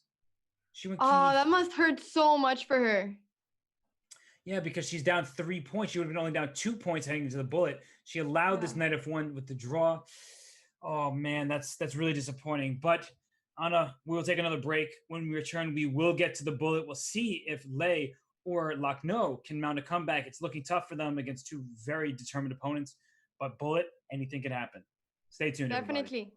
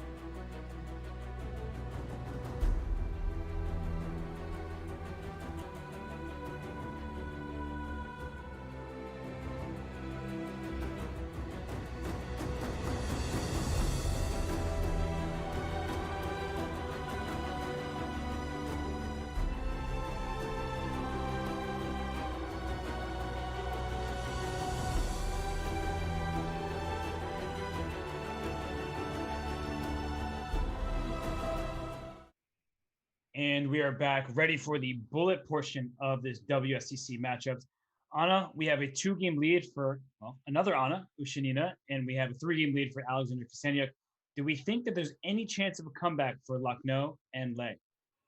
I do think there is a comeback. I definitely do think so. It's going to be maybe a bit easier for Lahno than for Lei, as well. There's some point difference there. Lahno is just 2 points down, and then Lei is just 3 points down. But I do think that there's going to be a chance of a comeback there, especially depending on how they're feeling mentally right now. So we'll see. I'm very excited to see how this bullet portion goes. And in bullet, things can change really in a single move because, you win the first game and all of a sudden you feel great, your opponent feels shaky, and things can go south. So we'll start with Lahno matchup and we'll keep our attention there. And whoa, Anna Ushenina is a way higher rated bullet player on chess.com. Oh, wow. Oh, wow. I didn't know that. Yeah. And what's happening here? So, okay, so far, solid setup for Black, non-committal. Yeah. Will she play e5? That's the big question. Yeah, that's the break for Black, typically, e5, right? Yeah, there we go, e5. I was going to say, is this the part of the commentary where we need to speak super quickly? It is, Robert. And I was waiting for you to lead the way, but I can start speaking really quickly, and then you can be like, whoa, what's this guy doing? All right, sounds fun, let's do it. Let's start speaking very quickly, Robert. Let's do it. We're getting started. Okay, we're getting started. So right now, White's bishop on a3 looks very strong, but it's not attacking anything, just cutting off Black's pieces. So Anna, let me ask you, bishop h6, similar concept. Whose position would you rather have here? I like the knight on c4 a lot. I like the knight with b5, kicking away the knight. Then I will have to go back to b2, maybe to d3 to c5. That would be quite a good square for the knight, maybe. The c5 square, but there's a bishop on e3, which is stopping that. Knight on f4. What do you think, Robert? I'm trying to get queen e7, queen h4, knight g3 checkmate, but I see the bishop on a3 is stopping my queen's progress. That's annoying. So the how do I get bishop on a3 is an annoying bishop. Definitely. Can you take it and play queen e7 and queen h4? Like, can I go if you're brave, I'm brave. Then you can. Oh, I wanted to see that happen. I was hoping for it. That was actually that was a really cool idea, to be honest. Especially in bullet. I mean, wait, rook takes a1. Rook takes a1, rook takes a1, rook d2. You win a piece. Take on a1 first. And this is she went queen e5. Oh, she missed it. She's not seeing the tactics right now. No. She's not seeing the tactics. I have no clue if that's a good or bad. I think that's a bad sign for Lahno, that she's not seeing these tactics. Yeah, it's definitely a bad sign. c4 is a great move because your bishop on e2 is a horrible piece. So if you can take on c4 with the queen and then eventually replace the queen with the bishop, you feel like at least you have some progress in your position. Now, rook a1 doesn't work just yet. The bishop on c6 is hanging. So bishop e8 maybe is necessary. I don't see where this bishop's going. Yeah. Well, she's very down on time, Lahno here. She's very down on time. And her king is looking like it's about to get in some big trouble here. Bishop b2, queen c3. You boop, boop. Oh, we don't like that. That's mate. Let's make him. Bishop takes a6. Yeah. Okay, it's actually not mate. I thought it might be, but rook e6. She's somehow. I would like h3 or something. I mean, you need space for your king. Also, only 10 seconds for Black. Oh, this feels like such a weird position. It feels like there had to be something there for White. It just felt like everything was working for Black there for some reason. Right. Okay. Take on c5. She's playing so accurately here. Just rook takes, watch out for rook c7. And here's rook c7. There's still backroom problems for White. The king comes up to h6. So queen d5 or rook d5. Play queen a3. She goes b6. 1.9 seconds. She got off with 0.9 seconds left. She's trying to get queen f2. So okay, king h6 is a very smart move. Getting out of chess. Yeah. Rook d6 also good. Yep. Get some air for that king. Oh, good move, rook d5. Oh, that's a good move. And take with the pawn. And now watch out for queen f2, queen g3. Oh, f4 fell. Nope. Once f4 falls, your chances of holding this game feel like they've also gone out the window. Yeah. And honestly, it's too late to even resign because you're down 3. If you lose this game, you're down 3 points. You need to draw this game and draw it fast. Oh, gosh. No, you just... she's just protecting the last rank as well. There are some threats of a repetition check there, but... And now d6, d7. Yeah, this is it. The queen on d6 is perfect. It stops all the checks, so d8 equals queen is possible. Oh, what? Oh, she went queen e6 is out queen a1 check. I was like, e1 that's nice. And now f4. Okay, she was queen e4. Still good. Queen e7's mate. She finds it. Ah, And I think that's it. Honestly, I mean, if Lahno wins a game very, very quickly, then she's a chance. But if she doesn't win this game instantly, I think that mathematically she's in danger of being eliminated. when we say instantly, what do we mean? Like she needs to win this game in the next 50 seconds, maybe minute max. Yeah. Oh, yeah. 5.5, 2.5. That's wow. Ushenina. She's just really doing it. She is. She's playing amazingly well. She's playing solid chess, and she's the one who's taking advantage of the tactical opportunities here. So, all credit to Ushenina. It's Definitely. simply impressive. Wow. Well, all right. How's Costenuk doing? She won the first bullet game, so she's up 6-2, 4-game lead for her, which is insurmountable at this point. So it seems like Alexandra Kostenuk lost the first game of the match, which is her first loss of the entire WSCC, but she's going to move on to the semis. Yeah. Okay, so we have this match pretty much finished then, or we know that Costenuk should be the one advancing to the semis. That's right. So Kostenuk moves on. This one is looking like Ushenina, but if Lahno can score a few quick victories, but look at this game. It's already 4.5 minutes left in the overall time. It's feeling like too little too late at this point, no matter what happens in this game. Yeah, it really is. And it's not like Lahno is winning here. In fact, it feels like black is even a bit better, maybe. We just saw a bishop on c3 cause her Lahno some problems. Here comes Ushenina trying to open up this bishop on f6. Queen takes e5. Go for the checkmate on b2. Oh, here it is. Yeah, black is better. I'm with you. Yeah, black is better. Pawn structure is better. The king is safe on g8, even though there's a missing pawn in the g file. Centralized queen, good bishop, weak pawn h4. Everything seems to be going Ushenina's way. And the pieces are just working. They're just doing it. They're just doing their job. She just has really good pieces. Yes, and well, white's down on the clock by a couple seconds, so everything seems to be going Ushenina's way. You couldn't ask for a better match strategy. And here rook e4 comes to mind. Either maybe next move to go after the h4 pawn. Yeah. f3 stopping that, but then rook c4 instead with the same idea. The b3, rook takes c3. So she offered the bishop trade, but I don't think that Ushenina is too afraid of this. The king takes. The king can go up to f5 to f4 here. Rook c4, rook f4 also is possible, but the d5 pawn. So make king e6. Just protect the pawn. But this game is taking way too long for Lahno to be able to win other games after and catch up to Ushenina's points. So yep, under 3 minutes. So it's just even a victory here. It wasn't a victory that happened quickly enough. So yeah, it feels like Ushenina, the deserved victor in this match. She really played some excellent chess, and she just hasn't fallen victim to the blunders that we've seen others make those mistakes. And that's all credit to her. Really, just excellent match for the second day in a row. Definitely. Wow. And I know that yesterday, I mean, I wasn't sure who was the favorite, if it was Shansaya, if it was Ushenina who was the favorite in their match. I know that they played against each other yesterday. That's the one that I thought was going to be the closest one. So I know that the closer one. I think that you guys said it also in the commentary, but she's just now completely, she's just playing so well. She's just crushing, basically.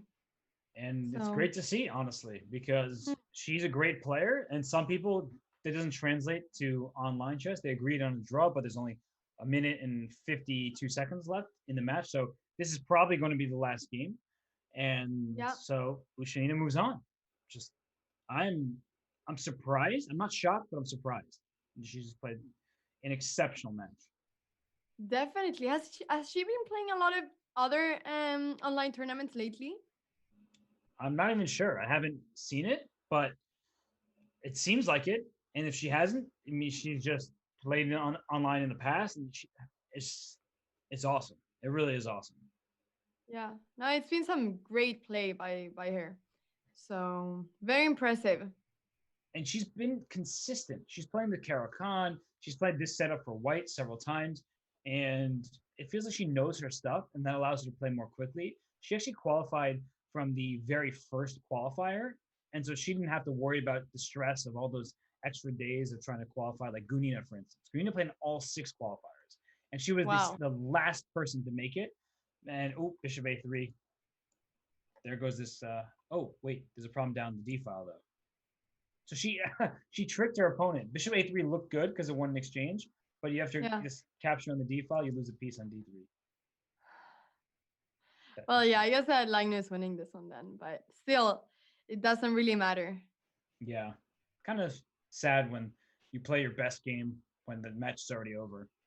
But that could be because the stress is off. And there's nothing to stress about if you've already lost the match. You're playing a game. She already knows that she's lost it, so she doesn't have to think about that anymore. Exactly.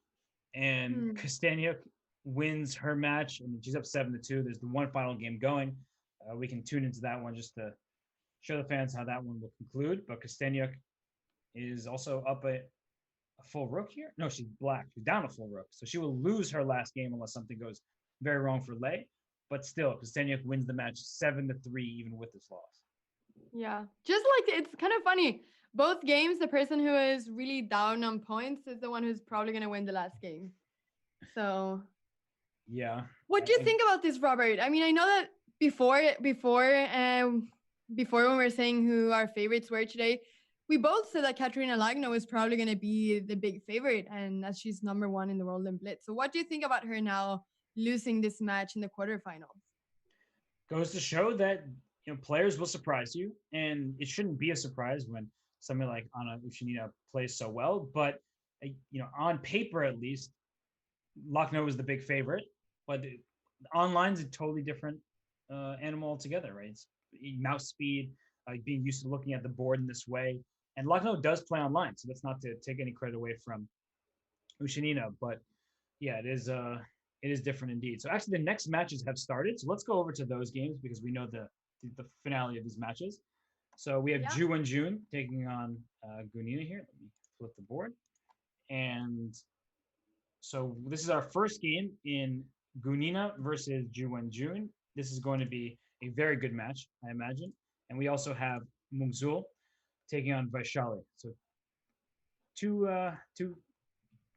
matches I would say are hard to call. Now that I'm not making any predictions, I'm making you do it. Anna, what do you predict? Has it changed since the beginning of the show? Wait, I've almost forgotten what I said in the beginning of the show. You said Vaishali?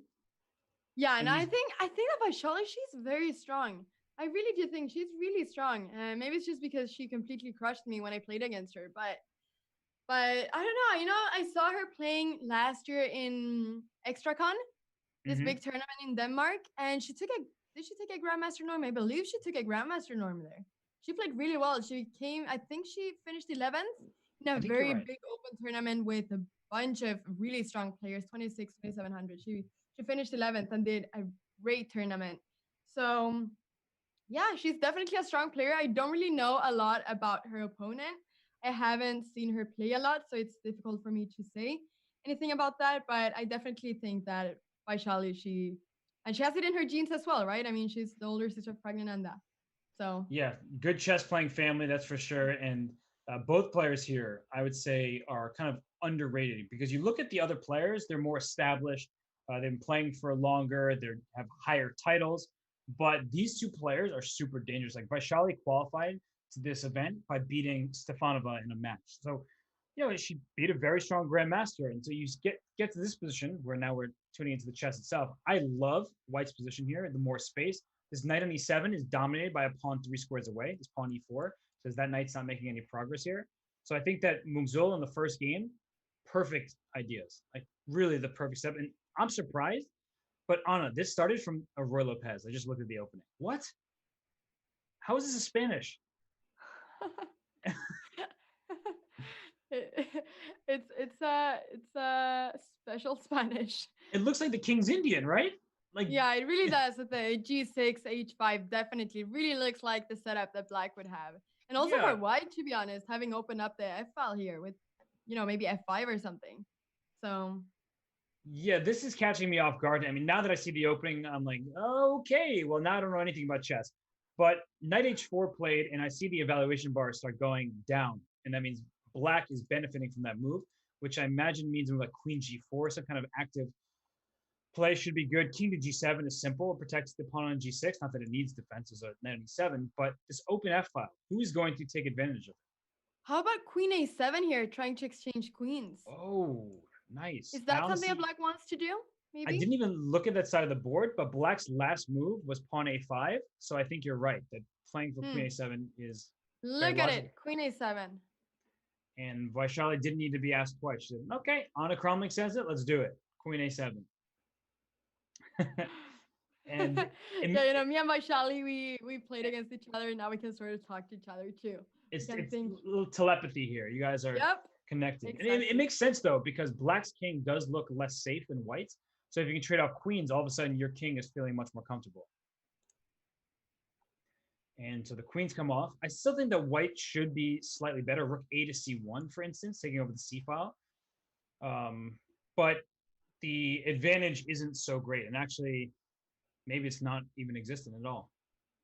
Yeah, and I think it was really important for black to exchange queens there, because as we were saying before, the black king was not really looking very comfortable there. So yeah, and the knight is defending upon on g6. The king can defend a2, so it should be okay there. I agree. So it looks like Vaishali playing good defense will get out of this one. Should we take a peek on Gunina against Ju and Jun? We haven't been able to focus on that one. So let's just, okay, this one is, there are more pieces, and it just looks good. Very exciting match. Yeah, it looks good for black, though, right now. I see a knight on e4, and like, how could you ever complain about that piece? Never. You really like your knights on e4, yeah? You're learning a lot about me. See that? I'm always talking about these knights on e4. They're great. Look at it. It's, if you take on b5, that's an outpost. That's true. The pawn on a2 is not going to be happy the rest of the game. That's true. And this knight, how are you going to kick my knight? You have to play knight c3, but your d4 pawn needs defense. So, yeah. You know, I'm not arguing again. I'm not arguing. Knight on e4 is a great piece. That's totally true. And that knight actually can come to c4 at some point as well. Not now necessarily because of the d5 pawn, but I can see a future where that knight gets into c4 and causes some problems. But bishop b4, it will. If you go to d6 at some point, it'll probably just capture you. So never mind, taken back. But rook c4 comes to mind. Like, yeah, no, but I think it's a really good thing you said. The knight on c4 is always good, especially when there is a pawn on a3, because then it's more difficult to kick away the knight there. Right. So, because if you ever play b3, then the pawn a3 can be weak. So yeah. Queen d7, going for the light squares. I like this thus far for black, but maybe knight g3 now. Just trying to. The problem is I can use c4 and e4 for not just my knight, but my rooks. Like rooks c4, if your knight moves away from e2, will attack the d4 pawn. Definitely. The pawn on d4 is really having a bit of trouble there. Yes. And I want to kick the knight out from e4, but I need the knight on e2 protecting. So white's just kind of stuck. Yeah. I like rook c4. I like that move. She's not committing to it just yet. I also like it. But she's maybe thinking if rook c4, then b3 at least comes with a tempo. And perhaps it's a useful move for white, but only if you can, not sacrifice a turn to do so. So this queen on d7 is great. It's covering b5. And here's rook c4. There we have it. Kind of expect there's b3. So we sort of knew what was coming. And trade. I didn't expect that one. More trades. Oh, and now she's trying to exchange that bishop to put some pressure on a3, maybe? Yeah, a3. You also said e3, which I think is good to point out, because if this queen gets to e7, there's pressure down the e file. She takes with the rook instead, which, okay, makes sense. And queen can come to d6 in the near future. a3 pawn, f4 pawn, both need protection. I like black. Maybe queen e8 as well, placing the queen there instead of. I thought she was going to take with the queen on e7. Maybe queen e8 can also be an idea at some point. That's sneaky, getting the queen behind the rook so that and still protecting b5. I like that too. So what should white do here? Like, what's white's plan? Not just a move. I don't know what white's plan is. Do you trade the knights, or does that leave you just with a worse queen and rook position? I just don't like the f4 and d4 pawns without the knight. The queen just feels like it's going to have to control both of these pawns, and then the queen is not going to have a lot to do. Yeah, so she's aiming for queen c8 check now, I think, to trade off the queens and feel a little bit safer. Maybe knight d6. Can you play that, or do you want to keep your knight on e4? Well, you know me. I want to keep my knight on e4, but knight d6 was knight d6 was certainly a good playable move because the rook would open up on the e file. But the knight on e4 also limits the knight on e2. So that's the good news. And queen c8 check, that's exactly what Ushenina was aiming for. And now I think she'll just trade rooks and maybe play rook to b8. Can I just go after this b6 pawn? Rook d8 Yeah. goes after d5. It's not like black is free of problems either. No, no, definitely not. Definitely not. This b6 and b5 pawns are weak. And if these 2 pawns are lost, then there is going to be some trouble for black, maybe. So definitely, black needs to do something here. So what comes to mind? Rook a7, swinging the rook over to attack a3. Yep. That comes to mind. Rook. Do you want to play rook e6 or do you not want to try to exchange that rook? I would be okay with it, but I don't want to. I want to play rook a7, but I'm worried about losing both b pawns. Because I will lose both. Knight d2 was played, hitting the knight, hitting the b3 pawn. I think we're going to see mass exchanges though, Anna. Like knight c3, knight takes b3, like you take d5, you're going to lose d4. We're going to see all the pawns come off, is what I'm anticipating. Yeah, both the b and a pawn, both of those two. Yes, I think black is going to lose both b pawns, and white's going to lose b3 and a3 eventually, and we're just going to see a massive amount of trades, and it's just going to be a draw. Yep. Well, there we have a prediction. Okay, rook e1. Check. Wait, rook c1 maybe? Oh, she plays it. Okay, wow. rook takes c3 is a big threat with knight e4 check to follow. Yeah. I missed that. Yeah. Wow. Yeah, because now if rook takes b6, the knight is hanging, of course, and knight takes the rook is hanging. So. Oh, so king e3 is probably the necessity, but now knight to b1. Yeah. Yeah. Hitting this, hitting a3. She takes on b3 took instead. there. Okay, also white only has 17 seconds, so rook c7 I play to put my rook on protected square so I can take on d5 or b5. King d3 also looks good. Yeah. Rook g1 makes sense. Attacking g2. Mm-hmm.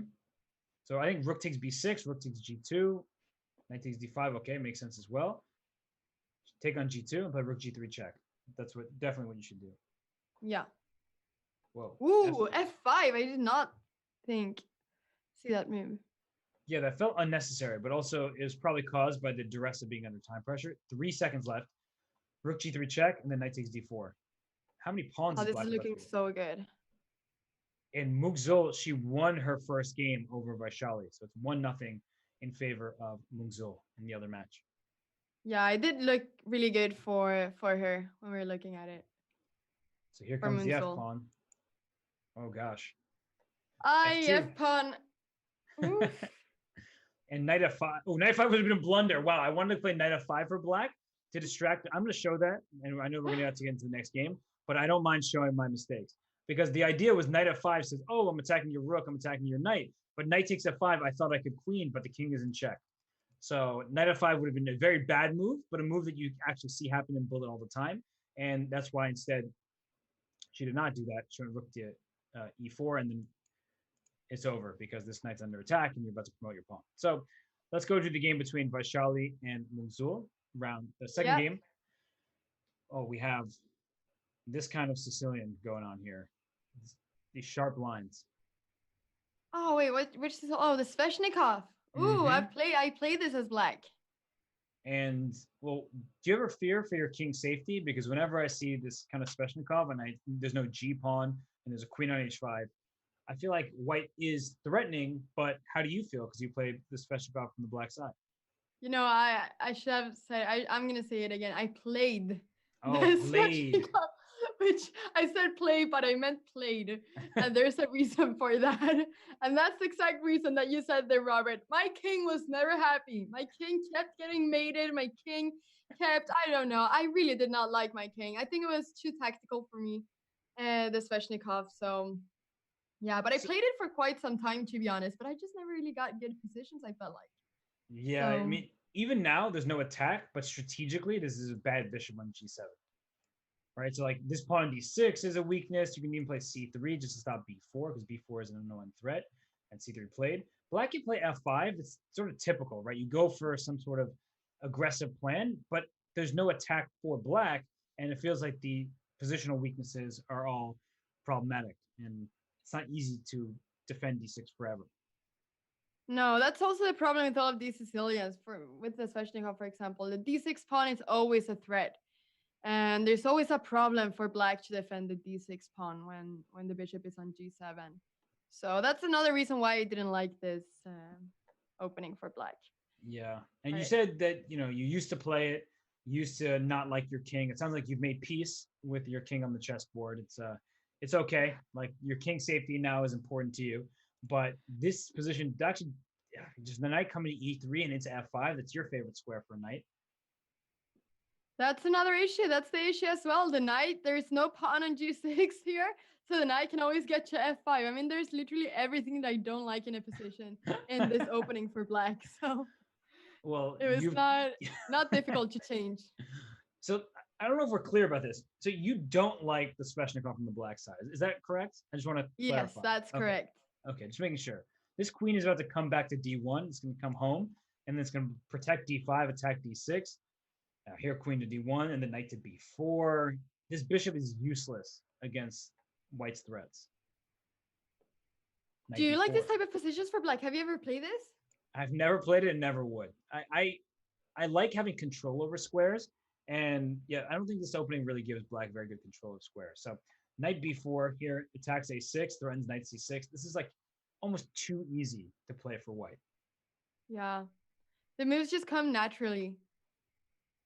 And I like making my opponent's life easy. I'm a nice guy. I like to help my opponents out, but not this much. This is too accommodating. Yeah. Now, how do you actually defend everything now? a6 is hanging, cannot push a5 because b5 is hanging. What do you do? Probably e4 out of desperation, like e4, e3. This just looks okay. Well, now knight takes a6, steal the free pawn. I think f5 wasn't actually useful because it also opens up queen b3 ideas in the future, or queen d5. I can move my rook out the way. So trading queens is bad for Black too. Everything is bad for Black. Having the queens on the board is bad for Black. Having the queens off the board is bad for Black. I think structurally Black is just in big trouble. Yeah. And that's another thing with the Sveshnikov.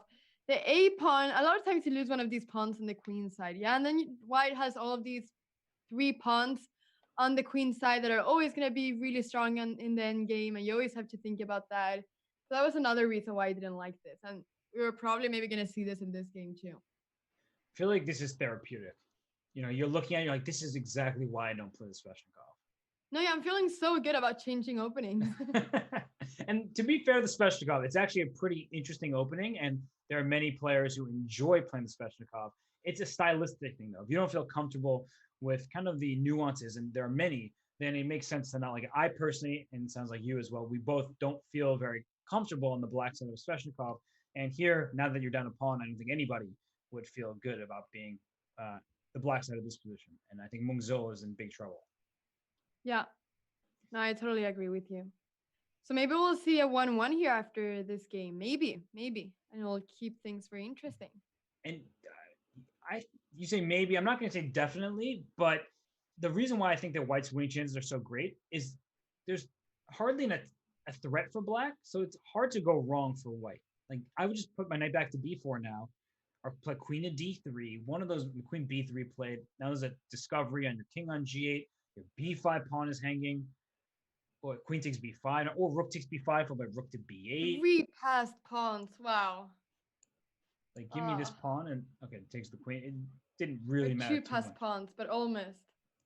Yeah, this is a bad deal. So let's go on over to the other game. We'll keep an eye on this one. But Ushenina against Jun. I looked at this position in the corner of my eye, and I started liking it for Black because this queen on b7, along with the bishop on. Wait, Black's not a piece for 2 pawns.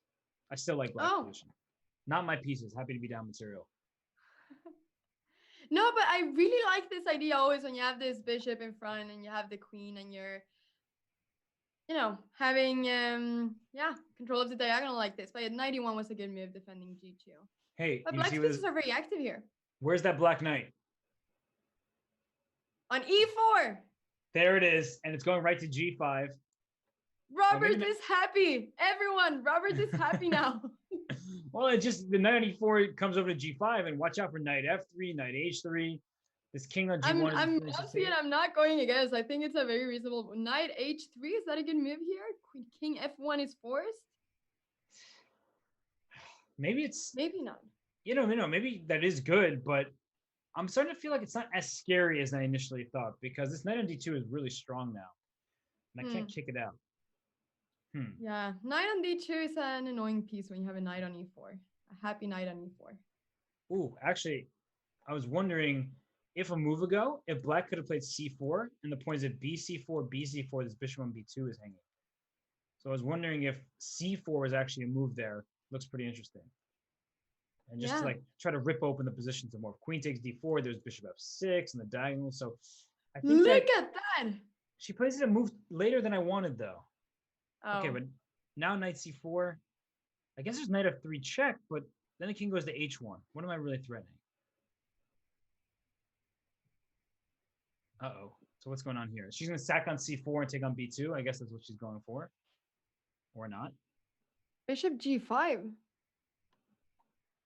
Yep. So rook c2 defends this bishop and defends the second rank. Played. Yeah. What's the follow-up? I don't see any. No, I don't see any follow-up either. And we have 10 minutes and 20 seconds left in this 5-minute plus 1 second increment portion, which means that this is probably the second to last game. After this one, there will be one more. And, well, this match is already 1 point lead for Ju and Jun. The other is a 1 point lead for Mungzul, but we thought that her position was tough.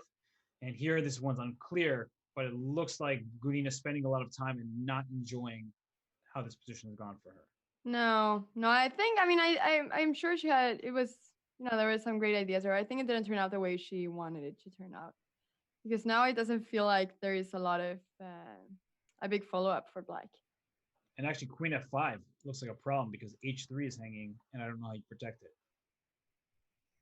Like, that knight is just trapped over here. Yeah. So.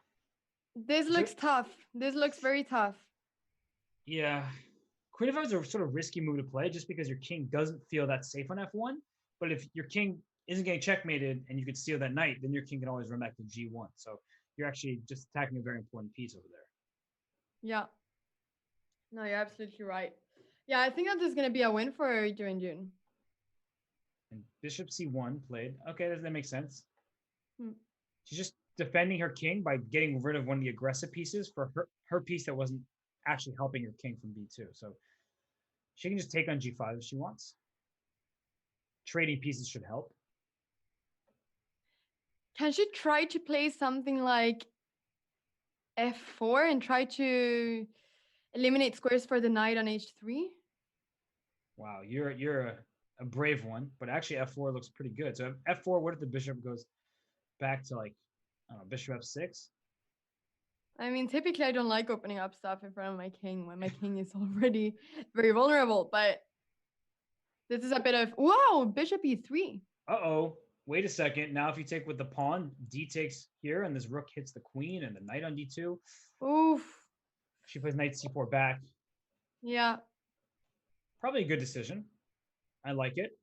Whoa, queen f3, queen e2. Good response. Defending everything, holding everything together. And now you can take this bishop. She does.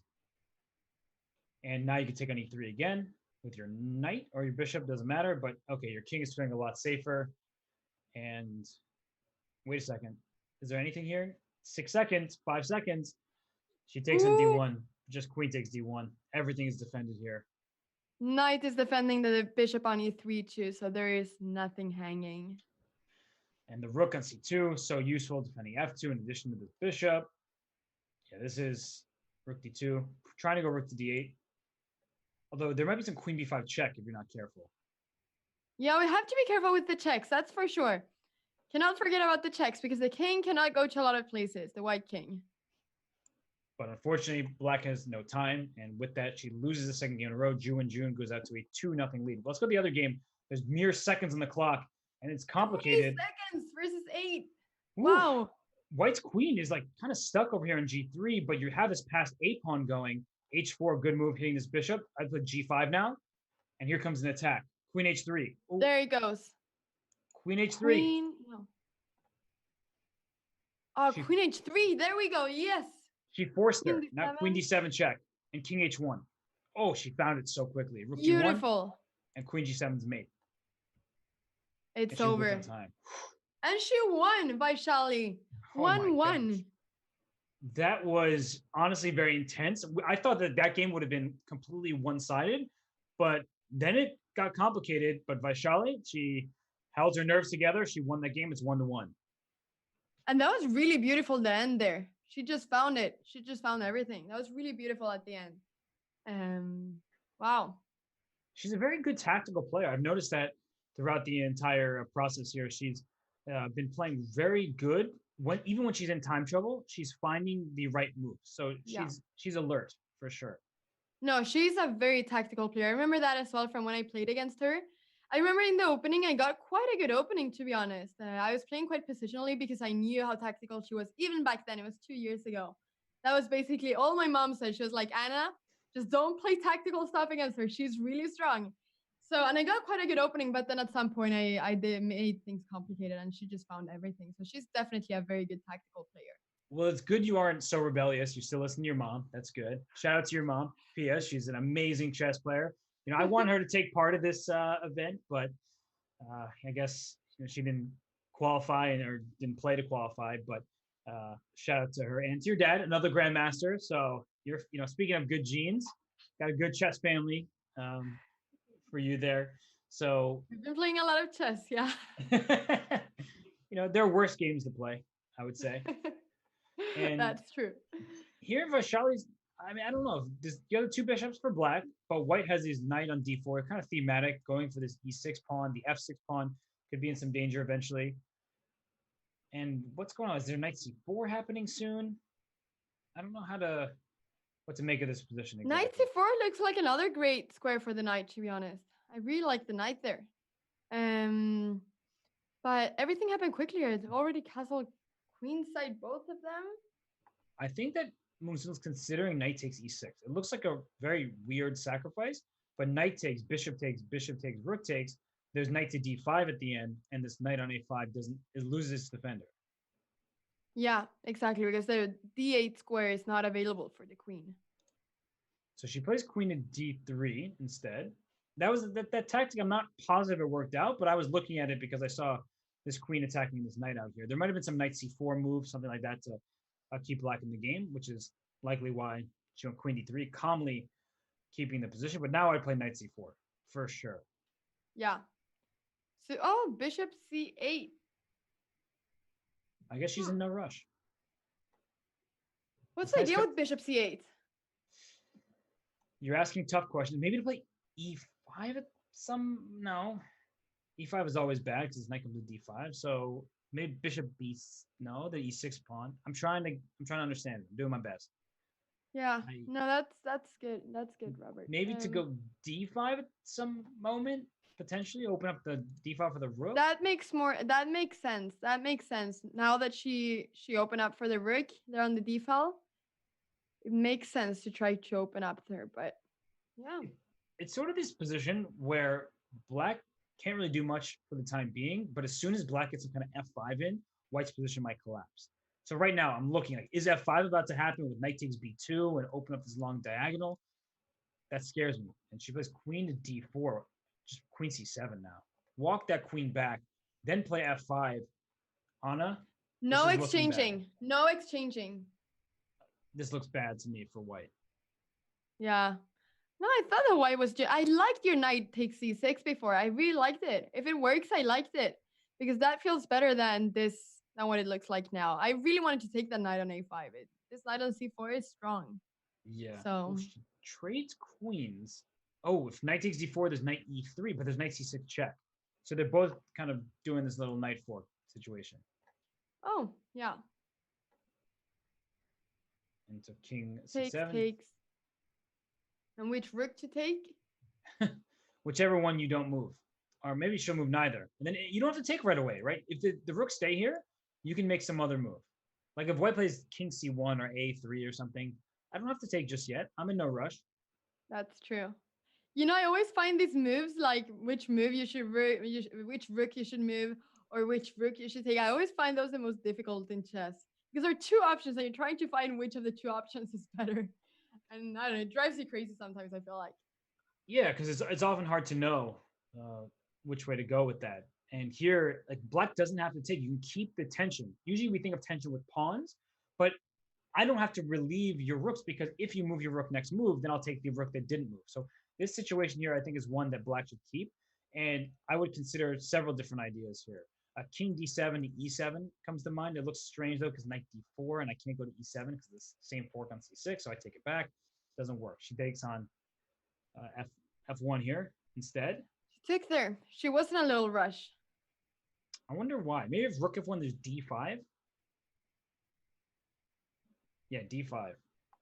D5 perhaps. now, maybe, yeah. So she distracted the rook away from the d file, but I'm still worried about this e6 pawn, Anna. Like, that's the one that's always weak for black in these kind of like. Sorry, which pawn did you say? The e6 pawn is the one I'm always worried about. Yeah, but now if she's, I mean, if takes, and oh, she takes with the rook. Okay, I thought she was gonna take with the pawn. Maybe it's better to take with the rook. Yeah. Rook d2 now, or do you just take on e6? Yeah. Yeah, I guess you would take on e6. That actually looks pretty equal, so you could have gone that. But I think that Vaishali's playing for more. She likes her bishop pair, and if she gets her like f5 now, and that finally that bishop on g7 has some life. Do you think that the bishop will go to? Oh no, first f5, yeah, and now the bishop is now the bishop is gonna blossom. And you were gonna ask me, is the bishop going to h6? I think the answer is yes. That was my question. I know. I could tell. And then you said you realized the pawn f6 would be in trouble in the immediate position, but no, I think the bishop should go to h6 right now. You want to free up the e2 square for your rook, and you can move your rook after that. The rook has nowhere good to move from e5 just yet, so I would definitely play bishop h6. Yeah, bishop h6 seems like a great move. I like it a lot. Bishop b7 first. The reason why I don't like that is because we talk about the two bishops advantage. And why is that? Because without a bishop, let's say you trade on b7, now you will never be able to compete for certain light squares because you only have a dark square bishop. Not that the position is bad for black, but I am worried down the line of if this knight can get to a light square, it cannot be kicked out. Yeah. No, I totally agree with you. I thought that the idea was to play bishop h6 immediately and try to keep the light square bishop there. But yeah, the knight could become quite strong, maybe. Do you think it could become strong, the knight, or do you think the bishop is better? No, I think the knight is strong where it is, and I think that the bishop is probably a little bit better just because it'll eventually, I think, go to d4. But this knight, look at it jumping around, knight b4 check, for instance. That forces your king over to b6 or b7. But after king, like knight b4, actually the tactic. Knight b4, king b6. I just want to show that real quick. Knight b4, king b6, rook takes f5. Because there's knight to d5 check. I'm drawing my arrows poorly. So there were tactics available in that position if the king went to b6. There always are tactics with knights. Knights are the trickiest. Yep. So here comes your bishop. Well, stopping rook e2, I suppose. But here comes the bishop into d4. So the bishop is now making its presence. Now e5 next for black. The pawns are mobilizing. So not e5 anymore because you hang f5. Yeah. And the time is up, so this is going to be the last game. Right. It certainly will. And actually, let's flip on over to the Gunina versus Ju and Jun game quickly. She only has 1 second. Yes, I saw that. 1 second, and she lost in time as soon as we got it. She's also losing down a piece, and this knight's also trapped. Yeah. So this game will be canceled because time is up. So Gunina down 3-0 against Ju and Jun. Ju and Jun is so strong, but Gunina can come back. I think she's certainly capable of winning some games here. She just needs to take a breather, take a break, and then hopefully for her in the quicker time patrols, she's able to score some points. Yeah, no, absolutely. I think so too. There's no reason to think that that match is over yet. So it's going to be really interesting to see how it goes after. But this is the last game that we see 5+1 today. So it is indeed. D8. Yeah, black. Do you think that black is Do you think that black has very high possibilities of winning this one? Because I mean, obviously black is better, but do you think that she'll be able to take it home? Yes.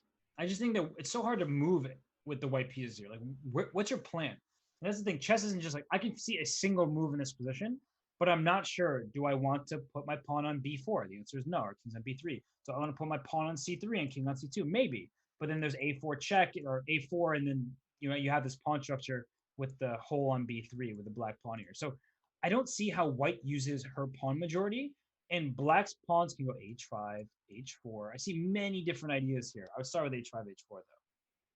Do you think that black also wants to play a4, or will the pawns just stay there and then see where they go? Probably for now. A4 is kind of a good move. You're starting bishop a5 check, which is actually. That's why I liked it, because there's some little mating stuff there, but it also gives the b4 square for the knight. So I wasn't sure. Well, she decides to pushing the h pawn. Push here. Rook f3 played. What now? Just rook. I want to play rook g4, but then there might be knight f2. Well, no, actually, knight f2, you can take pawn takes g3. This is actually crazy. Like knight f2, I take on g3, and then my pawn goes to g2. So she plays rook. Yeah, g3. wow. This is bad. Bad news. That's a pawn on a square that's not going to be protected. King d5. But she's low on time. She's very low on time. She plays it, though. She plays really well in time pressure. I've seen this time and time again. And g3 is falling. There's nothing to worry about. So 20 seconds for white. It's not like white has much time either. What do you do here? I would probably play b4 and hope that it works out for me. Some kind of just attack on the queen side. Not attack in terms of checkmate or anything, but creating a threat. Oh, now the pawn collapses. The pawn is hanging there. Two passed pawns, the E and F pawn. And e5, e4 comes. This should be quite easy to play for black, yeah? Yep. Here comes that f4 check. Like right now. Oh, yeah. If you took it as bishop b6, for instance, here comes the pawns. Now, don't go king f4. The only thing I would try to avoid. And king d4 now. She wins just pushing the king. e3, f2, and f1. So knight g3, bishop c7. E2? Oh, e2 actually, right away. You're right. Oh, then there maybe it was knight e4 check. Yeah, but you move your king and you would have queen. So you were totally right. But she does it one move later. She wins the game. So after a first game lost, Vaishali's went 2 straight to take the lead. And with that, Anna, it's been a fun 5-minute portion, but we get a break. We get a break already. I mean, all the time, so quickly. But it's going to be super exciting to see this 3+1 now. I'm very excited for that. I am as well. So everybody, we'll be back in a few minutes for more of this FIDE Women's Speeches Championship in just a few minutes. So stay tuned. We'll be back soon. Bye-bye.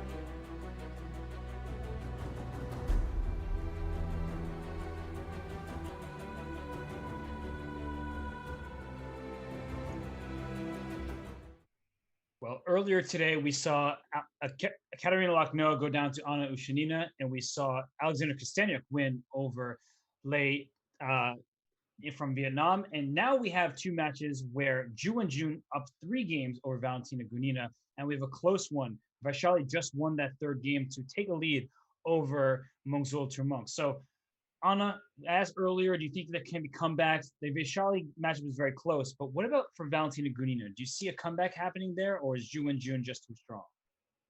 I think that Ju and Jun is gonna win the match. But I do think that Gunina is gonna take some points. I don't think that there's not gonna be any comeback at all. But I think that at the end of the day, I think that Ju and Jun is gonna win the match.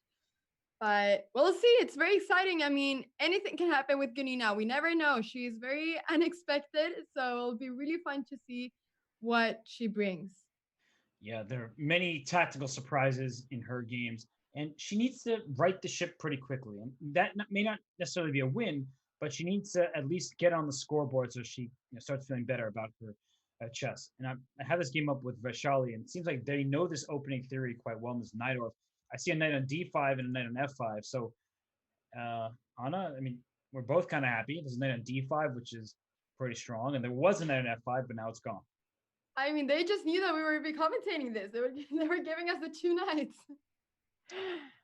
And wow, I actually don't really know this opening. Oh, is this a Najdorf? It is a Najdorf, but let me ask you like knights on f5. How do you feel about queens on f5? You know, when there's a bishop on c4 and there's a pawn on f7 and the king is not castled, I think I like queens on f5. And so I would love to have a tactic that makes this work. Like knight b6 is the move I'm considering. It probably doesn't work considering how quickly Mungsil has played in the opening. It feels like this is some theory, but knight b6, oh, she played h4, so she's going for the attack. I was going to say knight b6, I'm guessing queen f6, queen f7 check, king d8.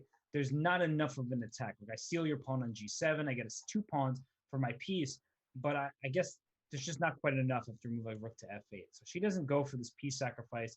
The engines like black there, so h4 was played in castle kingside. So h5, just keep on going. Wow, this seems like such a Vaishali opening, to be honest. Such a tactical opening, attacking immediately from move number 5 almost, it feels like. So this really does feel like a Vaishali opening. Maybe you can bring your rook up at some point, rook h3. And then castle queenside. But yeah, rook h3. You seem to you know how Vaishali is going to play. Queen g5 is what comes to mind for me as a defensive move. But there often are problems, even if you think that, oh, we just trade queens, there's no more attack. If you play queen g5 and we trade here, I can consider h6 anyway, just trying to open up the position. Or rook to g3, trying to win this pawn on g5. So trading queens isn't the end of the story. And that's why she plays b5 first. She attacks this bishop. The bishop will just retreat to a2, presumably. Or, well, can I play rook g3, threatening knight f6 check? Wow. This king's not the safest. No, rook g3, then king h8, but then you got the rook g3 move with the tempo. Right. Not the end of the world for black. I think that's kind of your voice. Yeah, you get the tempo, but black is still definitely alive there. But I'm looking at rook g3 in the very near future. Yeah. And I guess that the white king will castle queen side, yeah? Then maybe you can either try to play g4. Knight f6 check. Knight f6 check. Knight f6 check? Oh gosh, she walked right into it. She moved your queen away. Oh, she sees it. Of course she sees it. It's Vaishali. It's Vaishali, and now the problem is you have to take, otherwise queen h7 is checkmate in the case of king h8. And if you take, just rook g3 check. It's all forced. King h8, queen takes f6, queen g7 checkmate. Oh my gosh. Wow.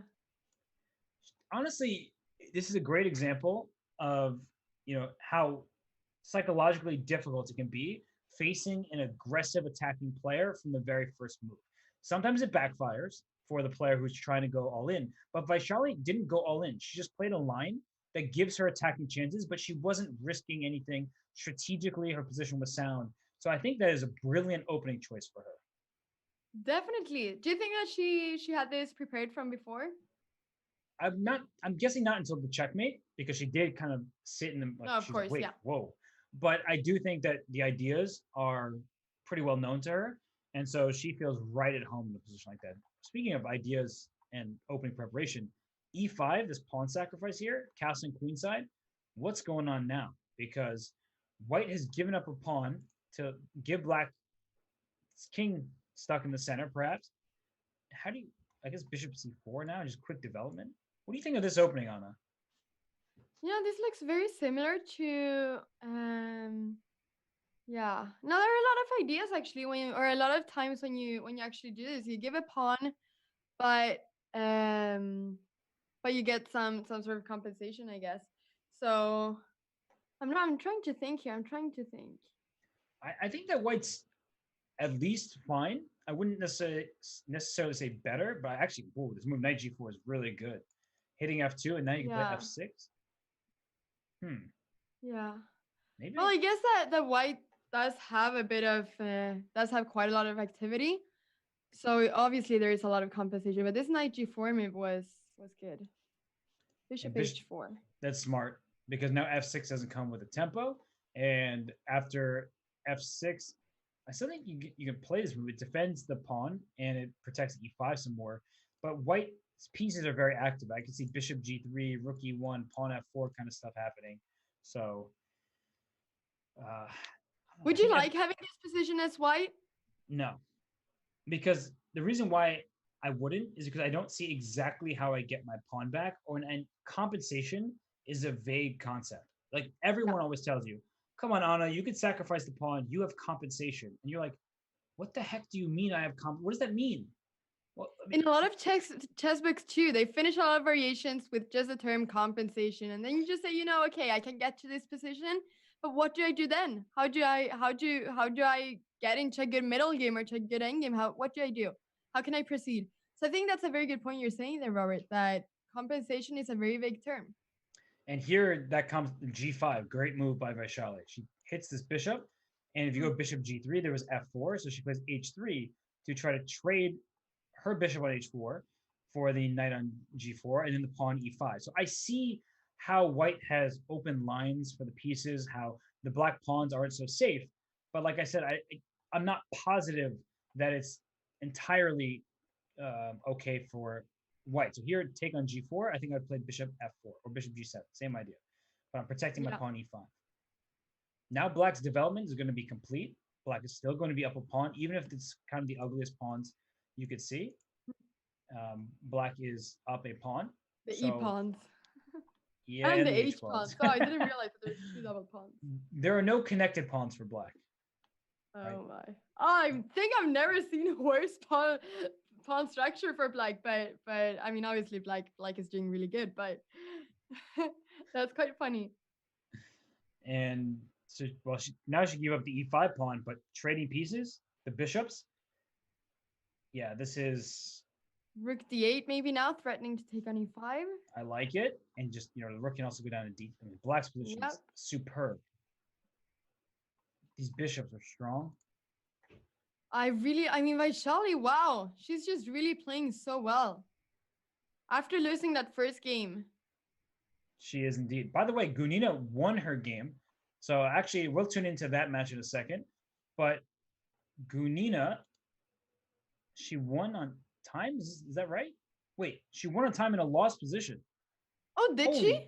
I saw the board and I thought that she must have been white because I saw the board with the names.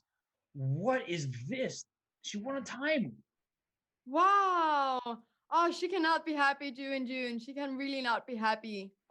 Wow. It's the best pawn chain I've ever seen in my life. Yeah, compare that to the other pawn chain. I mean, this is incredible. And her last move, I mean, look at this. This is a brilliant position. I feel like I'm watching a mountain. Like the pawns are just, oh my gosh, losing this game on time must be the worst feeling ever. So let's go to the next game between these players. I'll keep an eye on the Vaishali versus Mungzul matchup. But here we see that Gunina on the scoreboard now only down 2 games, and she has the white pieces in this one. Was this a Catalan? This was a QGD, but has the vibe of a Catalan because of the bishop on G2. But black being able to compete on the diagonal is very useful for her, for sure. Actually, I hate it when there's a rook on C8 and there's a queen on C2. The rook turns green because it's the better piece to have here. It doesn't, and they haven't said if she lost connection or something like that. She maybe just completely forgot about her time. And I see in the chat the Giza pyramid for that pawn structure. I mean, it's just it's just what a position that was. But Bishop C6 by Ju and Jun. Clearly, she's back on her internet. So I don't know if her internet went out before or what, but she's back. She's Yeah. playing a good game here. I mean, look at this position's about to open up with these pawns all staring each other down. Queen A6. The queen does not have a lot of places to go to, but D takes no, or C takes D4 or D takes C4. I'm not sure which one of the two to take. I was having the same exact thought process. Like, which one do I take? She takes on C4, and I think the reason why was because if she had taken on D4 right away, the knight would have captured back and then attacked the bishop on C6. So she kind of saved herself some time by taking first in C4, because now if you take on C4, I can then take on D4, trade bishops, and look at Ju and Jun's connection. I see 0. She's offline.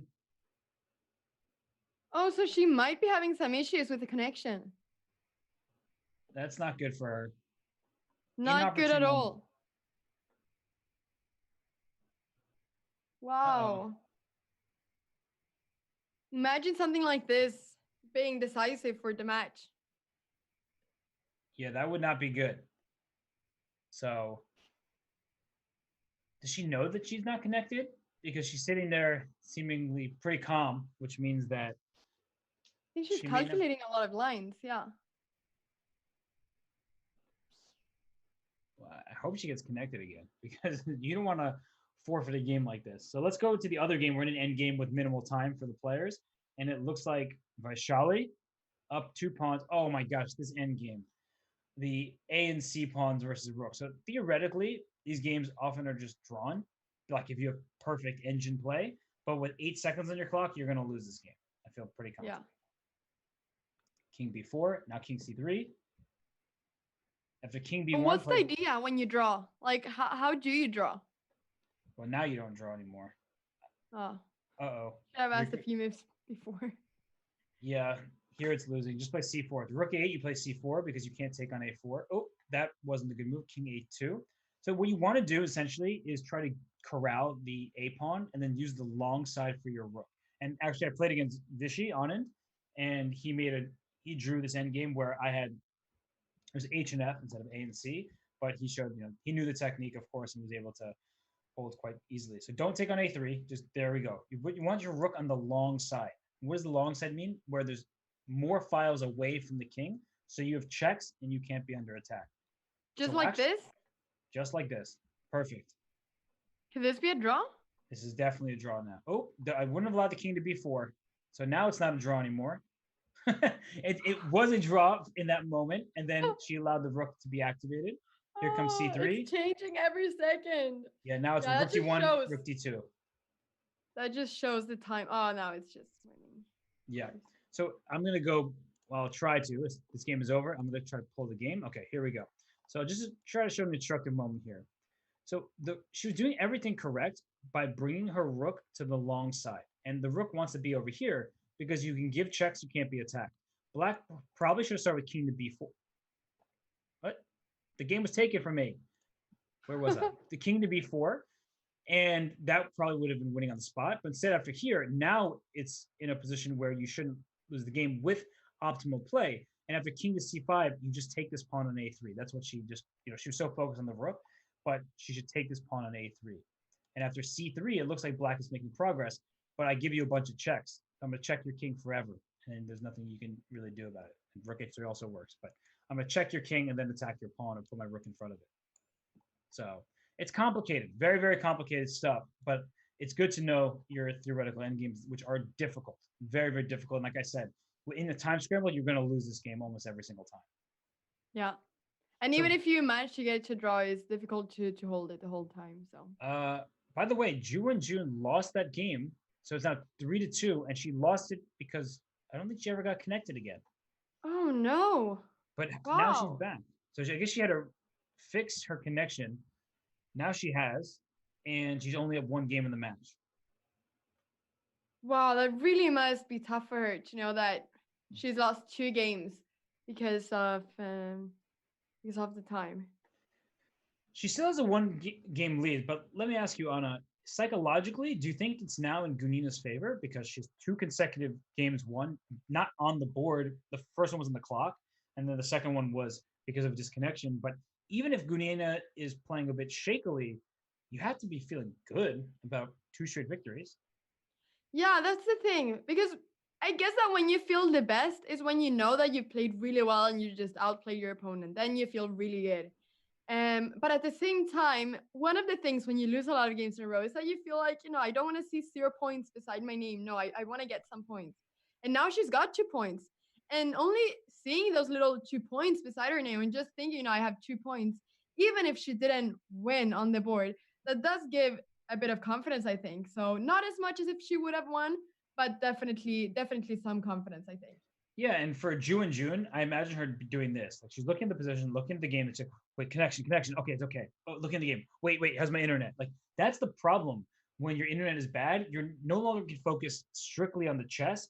You keep looking to make sure you're not getting disconnected. This queen on h5, by the way, I'm worried that it might get trapped, but it won't. There's a knight here. Watch out for tactics along the long diagonal. I actually like Gunina's position from a strategic point of view, but I'm maybe just kind of d5 actually right now. So tactically, there might be some problems. Definitely. Wow, June. I can't believe that she's lost 2 games because of her internet connection. And this one actually might be a problem on the chessboard, no longer on the connection. Just take on e5, put your knight on e4. I know you're going to say it. Wait, she didn't go to e4. It doesn't matter because she's going for the c5 square. But either way, the point is that look at the pawn structure, right? Yeah. White's pawn structure is now compromised. You have isolated pawns on a3 and c4, and this pawn e5 is probably also overextended. But black has no weaknesses whatsoever. This just looks good for black. Very good. Wow. Risk-free endgame. Well, maybe it's right. Yeah, maybe June is just looking at her connection, and Gunina is taking advantage of this and just playing well now.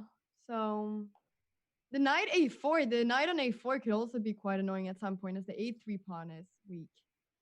Knight a4 looks right. So does knight b3 might win you a pawn. Because knight b3, if rook to b1, you have knight d2, and then it's f3 pawn. So actually knight to both moves look really good. She plays knight to b3. Oh, that actually wins the pawn by force, I'm pretty sure. Huh. Because either you let my rook come to d2, and if you play rook f1. And now you trade knight d2, and that's Fork City on c4 and f3. Yeah. So pawn is hanging still even after all that. And there's some, I can't believe it, but Vaishali won again. So I thought we were going to focus pretty much strictly on Vaishali versus Munzul, but now that Vaishali is on a tear, we're going to focus here because Gunina, if she wins this game, she's about to tie this match up. Yeah, I really did think so too, Robert. I was so sure that it was going to be Vaishali that we're going to be focusing on the whole time, and that's what we said even before. 3-0 for June. This should be quite clear, but now it's not clear at all, and now it's not the connection, but it's the position, which is worse, a lot worse. So, do you think that she's going to be able to hold it, June? No, and the main reason why, even if like there's some chances, which I admit there are. You look at this a3 pawn, c4 pawn, e5 pawn. These kind of split pawns, they often just fall. You just make one little mistake, and because you can't protect it with another pawn, a knight attacks multiple pawns at the same time, or the bishop teams up on it. It goes down. This pin on the e3 knight, that's permanent.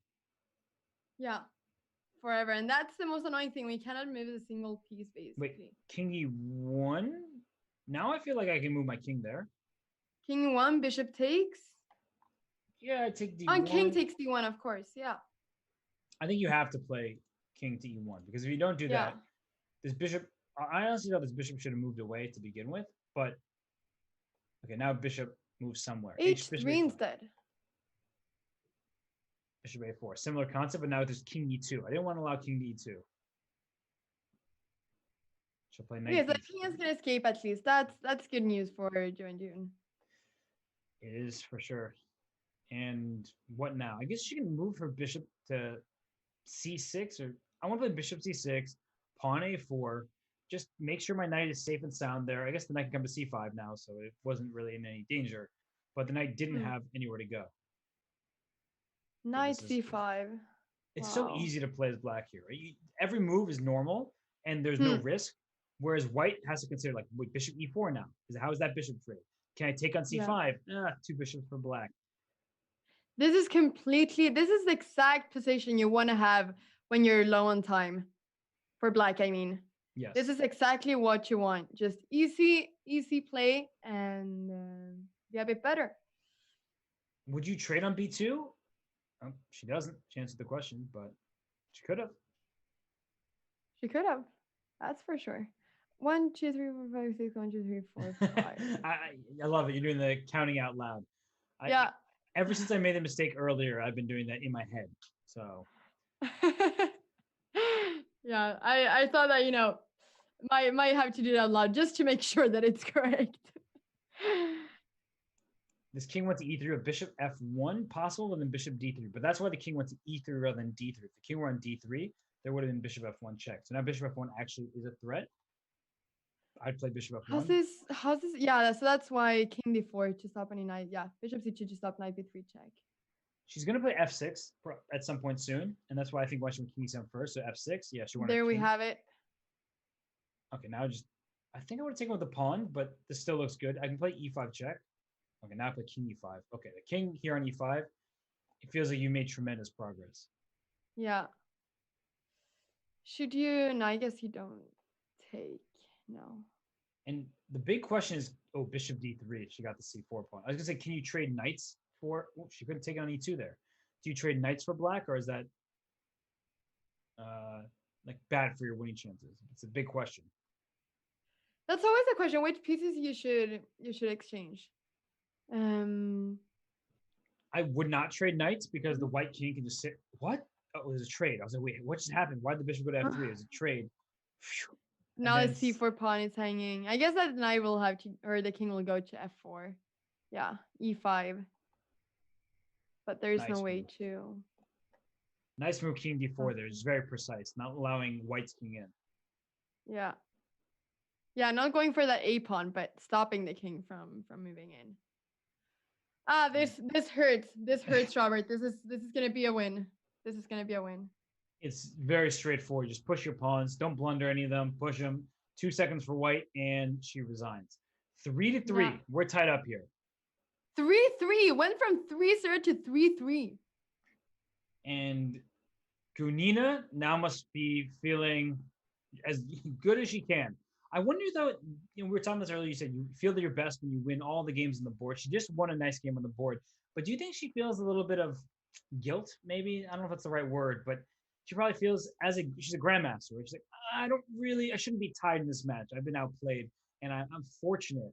So how well do you think she feels, or is she feeling a little bit of remorse that some of her victories have come in ways that she didn't predict would happen?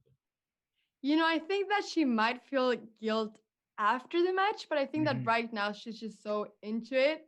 She's just so into winning and getting points and everything that I don't think she cares so much about how she's won. I think she'll feel more that after the match, especially if she wins the match. I think that's when it's gonna hit her. But not yet. Not yet. That's what I think. What do you think? No, that's a really good point. And it's good to be objective, because chess, you have to be objective, otherwise you're not really playing chess. But in terms of confidence, yeah, you just take all the points you can get. She has 3 of them. And I really like the comment in the chat. She puts the gun in Gunina. Dangerous player she is indeed. All right. So it's going to be a really exciting match. And we got 6 more minutes. 6 more minutes of the 3+1. Then we go into bullet. Do you think that Gunina or Ju will be more comfortable with bullet? With the internet connection she's shown, I don't know if Ju feels so thrilled, because she won't even have time to reconnect if there's a problem. But if she can stabilize the internet connection, I still am not sure. Toss up, in my opinion, because Gunina made it here by winning the final qualifier. She had the highest score in the Swiss part of it, and then she ended up making it through the knockouts in bullet in the 1+1. So clearly she knows she can do it. She said in the interview yesterday that she expected bullet to be her worst format, or worst time control, but she surprised herself by continuously playing good bullet chess. So I think that she has a good chance. Wow. No, yeah, I would expect her to be dangerous in bullet, especially because she's quite an attacking player, and so that can really put Jun off at some point if there are a bunch of tactics and it's a messy position. So yeah, that'll be exciting, but we'll see how it goes before the bullet. So this will probably be the last game before, yeah. So there are 5.5 minutes. Yeah, it depends how long this one goes. Right now, just on the clocks alone, we have 4 minutes and 10 seconds. So I actually think we'll get one more. They'll sneak one more after this. And Vaishali, she won another game. Wow. She can't be stopped. There's nothing can stop her. Wait, she That's lost the first game, insane. right? Yeah, she did. She lost the first game and now she's just completely crushing. Oh my gosh, she won 6 straight games. Oh wait, also is White's Queen trapped? No, White's Queen's not trapped here. Almost trapped, but Bishop F8 looks quite dangerous though, but You know what was possible instead of Bishop F8? Knight takes F2. Oh my gosh, I have to show that. Knight takes F2 and then taking on E3. This queen's in a bad spot over here. that looks beautiful. Wait, but then the Knight G. Oh my gosh, I didn't calculate this. Maybe there was Knight G5. I think it worked.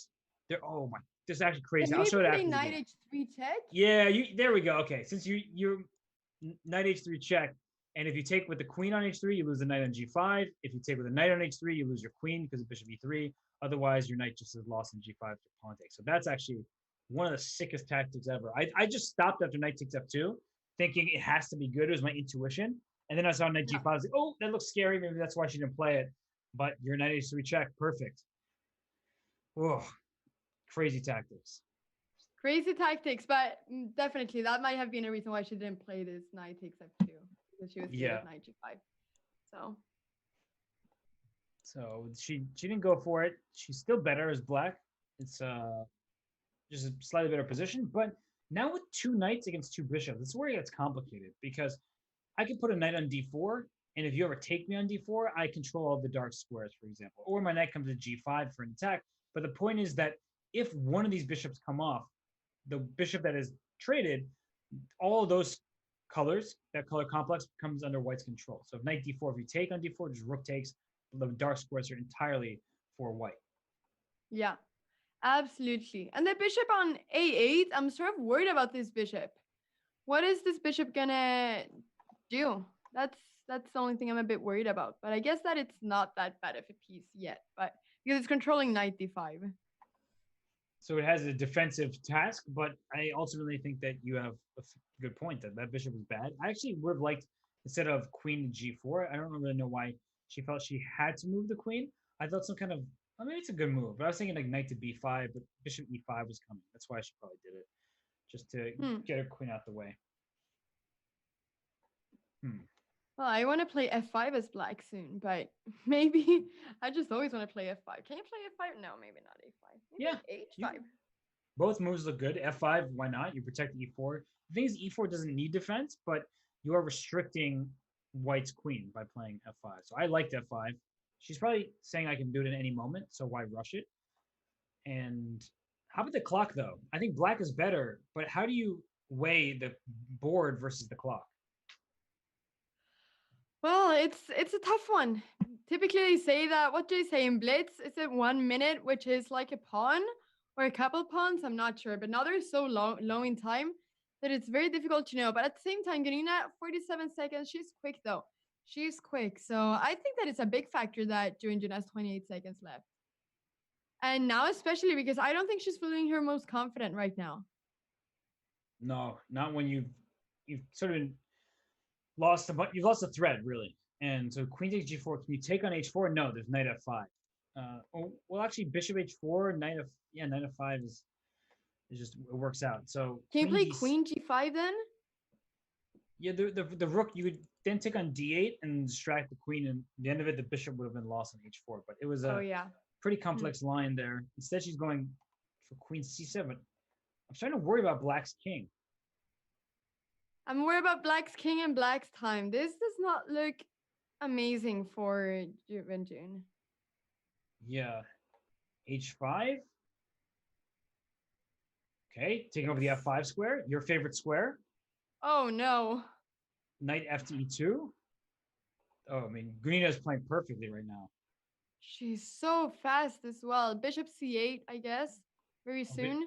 yes. So maybe knight f5, yeah, knight g3, knight f5 after bishop c8. She has queen e2 going after c4, creating threats with every single move. Yeah.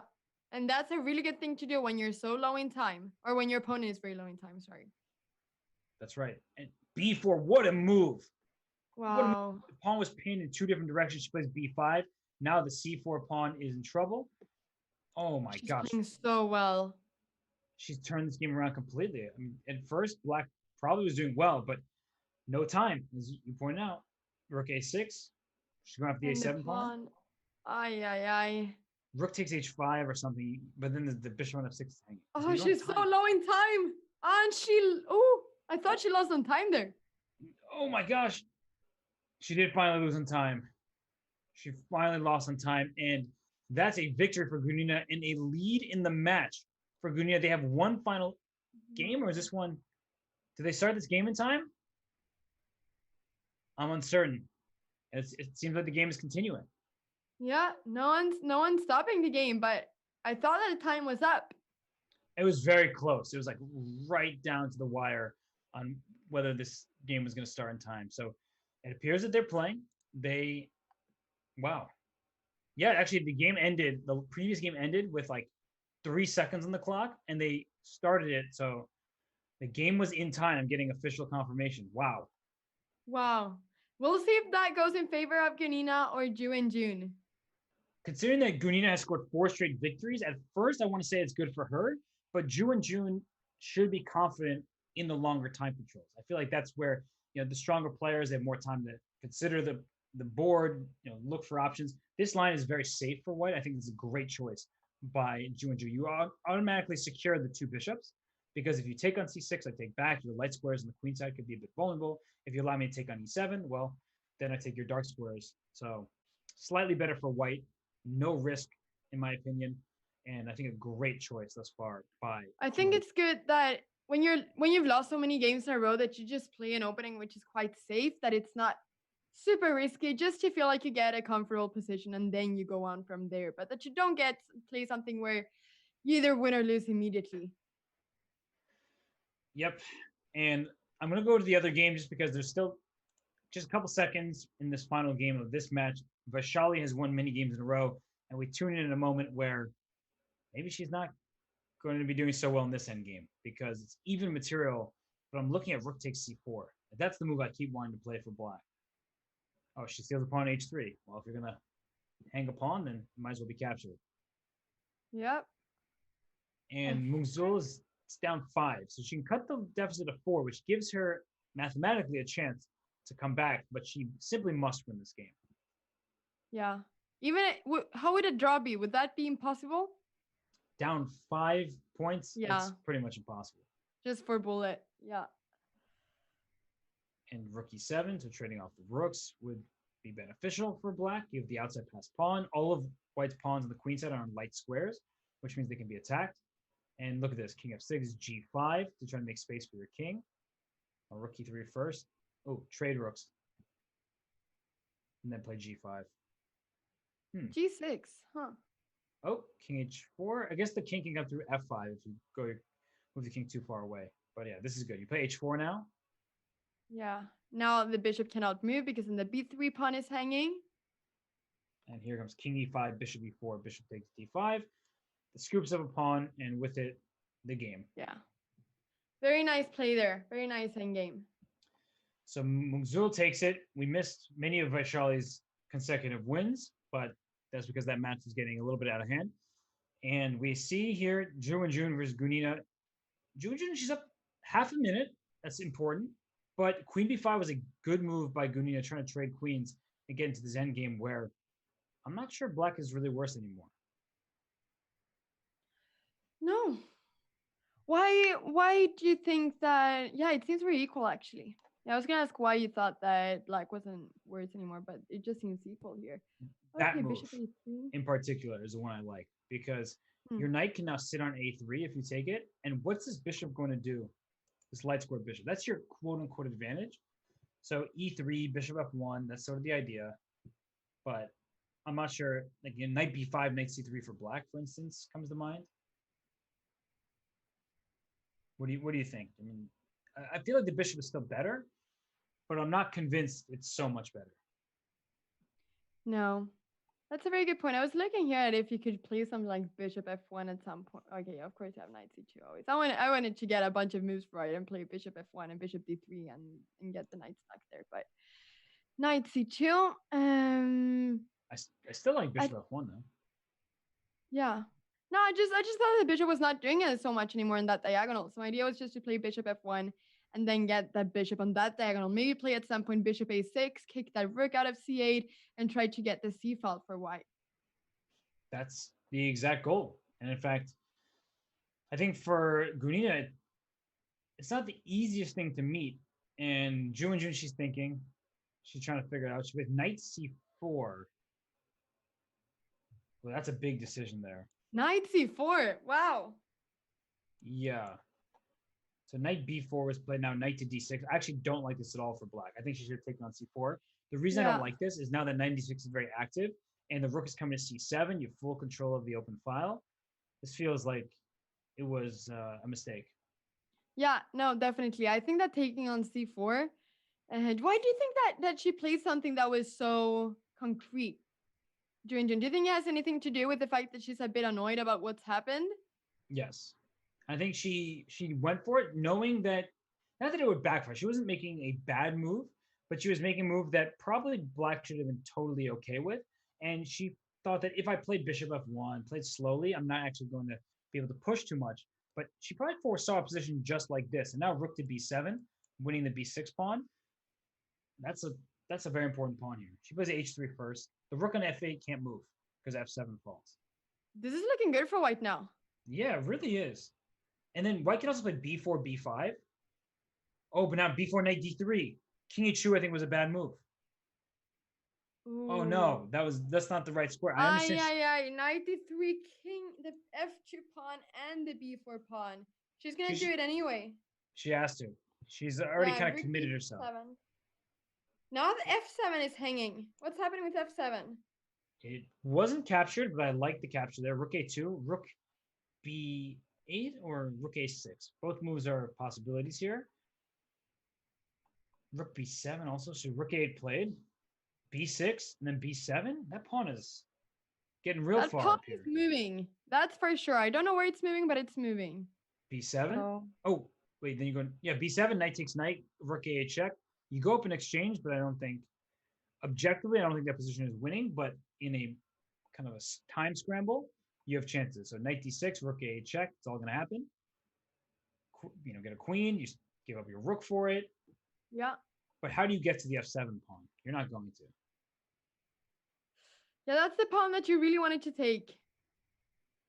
So I'm not sure. Maybe knight takes f7 was good before, but I guess that the b pawn was also good to take. But I'm not sure. I like knight takes f7 before. And we're in a position, clean exchange for one pawn for white. And the problem is you need to actually attack something. And the only pawn you can really try to attack is f7. But that's why you have these knights on e4 and protecting the square. Look, it's knight d2. You'll just go knight back to e4 next. How do you get to f7? I don't see it.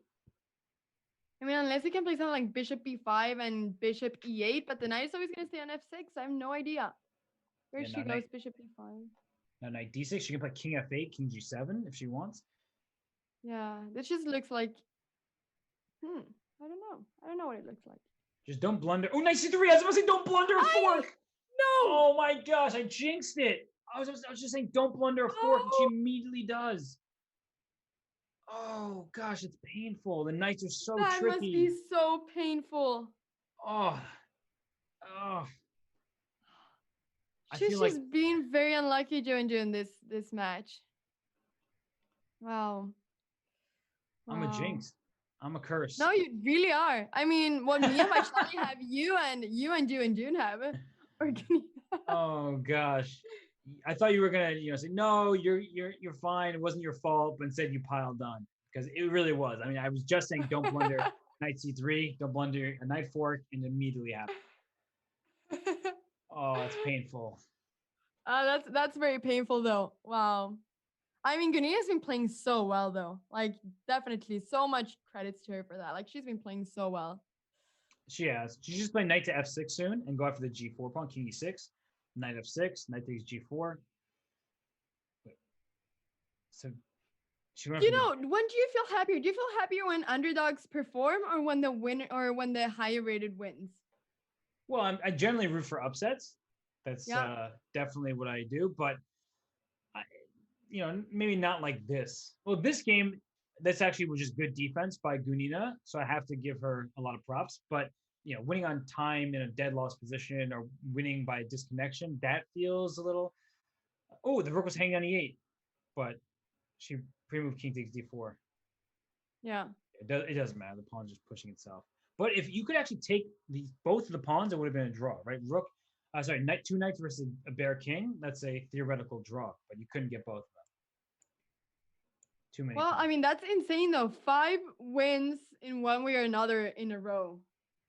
Vaishali had 6 games in a row, and then Janina has 5 in a row. So what a crazy turn of events. Wow. Absolutely insane. I don't think that neither of us could have expected that whatsoever after the 5+1. I mean, I did say earlier, I've come to expect the unexpected, especially when Gunina is involved. And she played a really great last bunch of games to not only just come back, but to take the lead. We will be back soon. We're going to take a quick break, and we will have more coverage of this FIDE Women's Features Championship in a few minutes. Everybody, stay put. We will be back shortly. See you soon.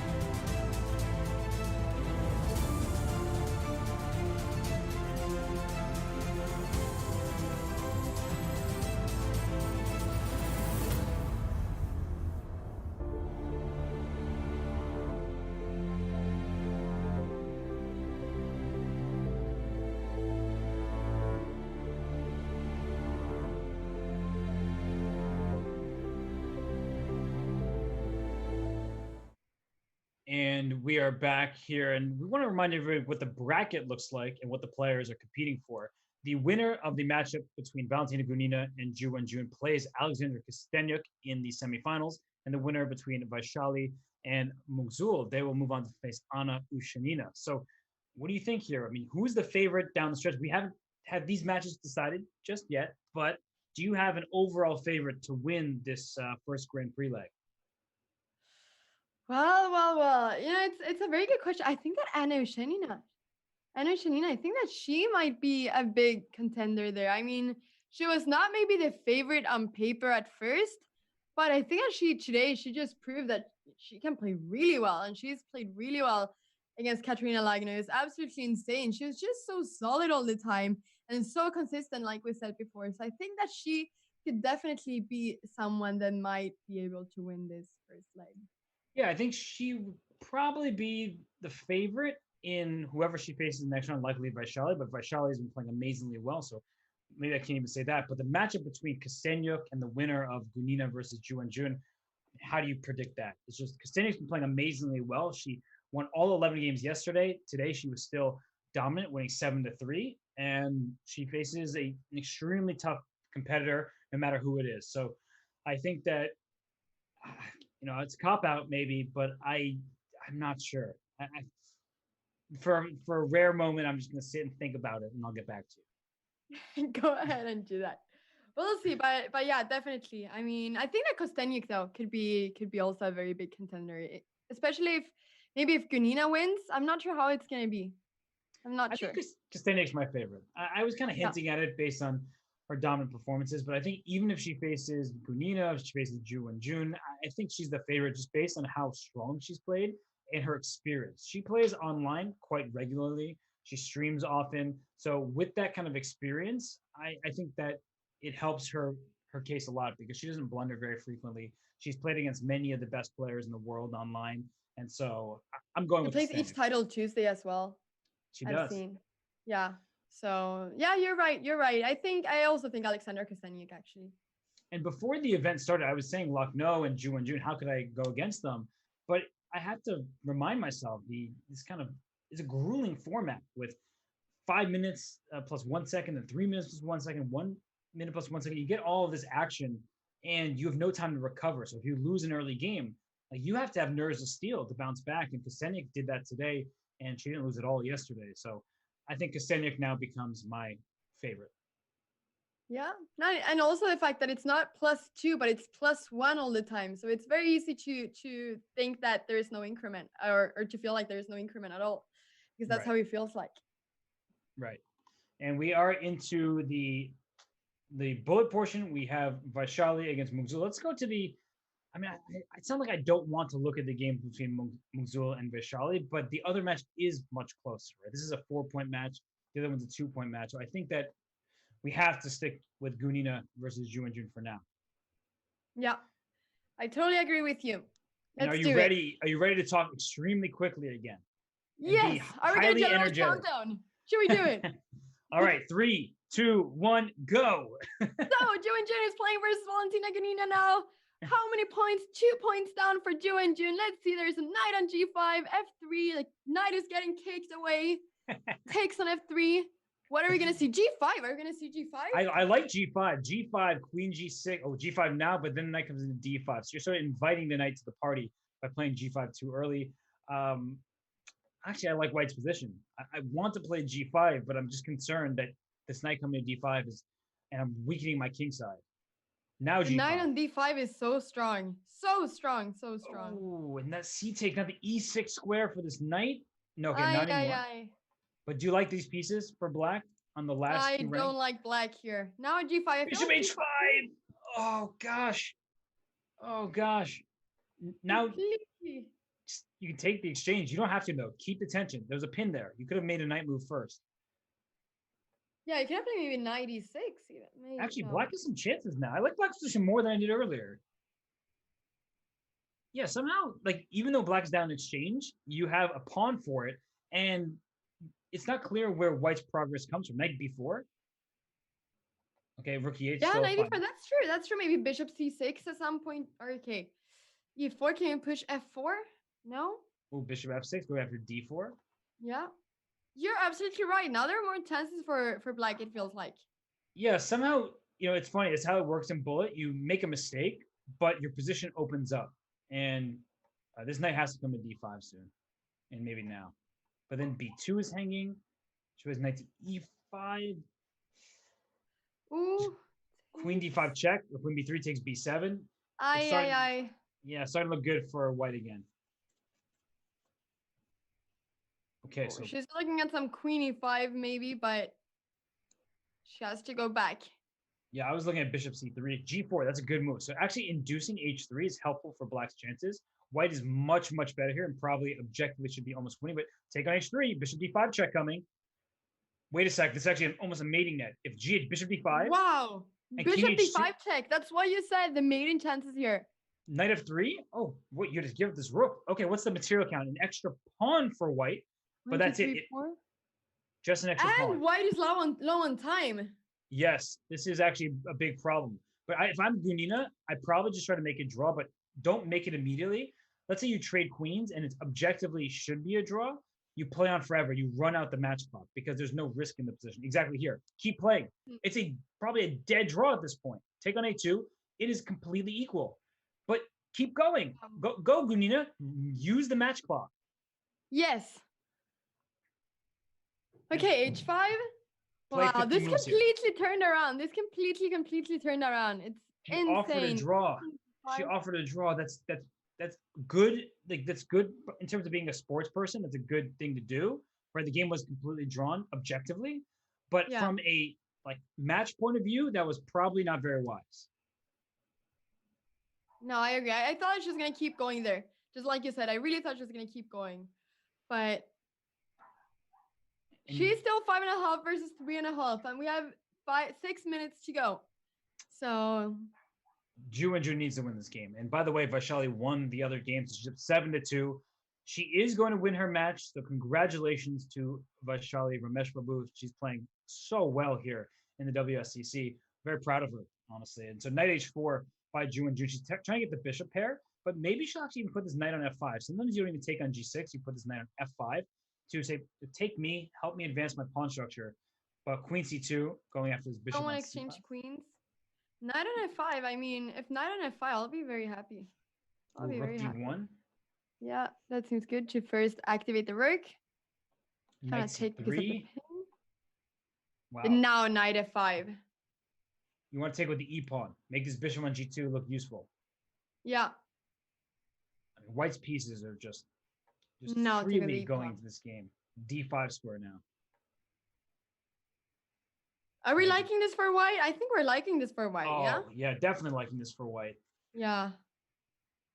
Queen this is looking good. Although, is there some kind of rook takes d5, queen takes h3? I keep looking at that sort of exchange sacrifice. You know me, not my pieces, whatever. Give up material. Just sacrifice. Just sacrifice whatever you have. I think Gunina is doing this intelligently, though. Why sacrifice? You don't need to. So, we're going to see some trades. Don't want any back rank mate there. Rook d1. I'm sure I'll start liking this more for. Wait, rook c1, rook d1. Do you think that was a? Or no, maybe she wanted to provoke b6. Yeah, she provoked b6, so that now the knight e5 has to stay put, which isn't the end of the world for black, but it just is an interesting little maneuver. Ooh, knight h5. So f6. I think it's g6 though. Yeah, the pawn on f6 looks like it's gonna be lost in the next move.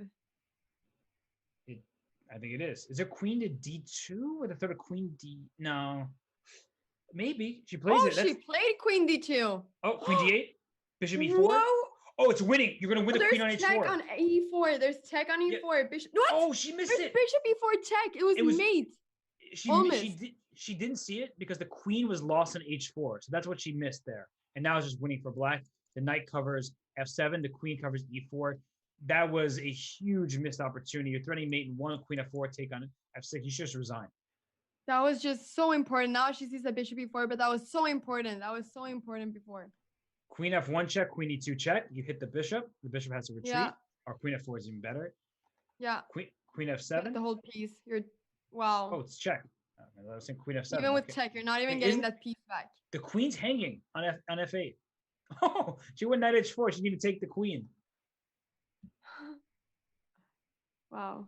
So queen f1, queen f2. She can also just play queen f2, queen f3 check to trade queens and win that endgame. This is it. This is it. I'm gonna show absolutely it. When this game concludes. I'm gonna come back to it and show that moment with bishop e4 check that had to be played.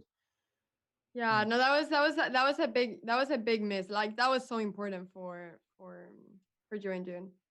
Also, just to get that point there. Right, knight f5 to g3 check wrong knight, but you can go back to f1. Okay, wow, matters. She's still winning. Queen g3 and then knight e3 check if king f knight e3. Okay, no knight forks. Knight d4. There it is, finally. And then the queen. The queen is gone. She's gonna resign. And so is the thrill. So I'm gonna go back to this game just because that was a very instructive moment where. Yeah. Where was this? It was like around here after f6. So here, bishop e4 check. What she definitely missed was after knight g6. She has bishop takes. If pawn takes, there's immediately checkmate with queen e7, queen g7. And to show that, it's checkmate. And if king takes, she didn't see queen g8 check, forcing king f6, only legal move, and then queen d8 check, and that wins the queen on h4. So that was a missed shot there for Ju and June. Yeah, that was a miss win. Wow. It's really not gone June's way now after all the internet connection things happened. No, it's not. The match is over. So, I mean, just there's only a minute left. And we will have an interview after the conclusion of the matches, I believe, with Vaishali, who is winning her match. And she also is, we have her game up here. She may lose this game. It's kind of sad. I feel like we tune in and she's losing the games that we tune into. Or here, she's not lost, but she's down a rook for 2 minor pieces. But she's clearly played a great match. Yeah. Well, no, she does. Yeah, I mean, she's gonna win the match for sure. 7 versus 3. So, but even this endgame, is this endgame drawn or is this endgame? I guess that white is a bit better, but is it typically drawn? Yeah, I think it should be a draw in objectively, but in bullet it should be winning. That's what I feel like. Too hard to play in bullet chess. Although we talked about this earlier, if black can just trade off all the pawns and sacrifice the rook, a king and 2 knights versus a king is a theoretical draw. So that's good to keep in the back of your mind. Yeah, absolutely. This is gonna be the last one. This is gonna be the last game that we're gonna see because time is ending in 2-1-0. All right, time is up.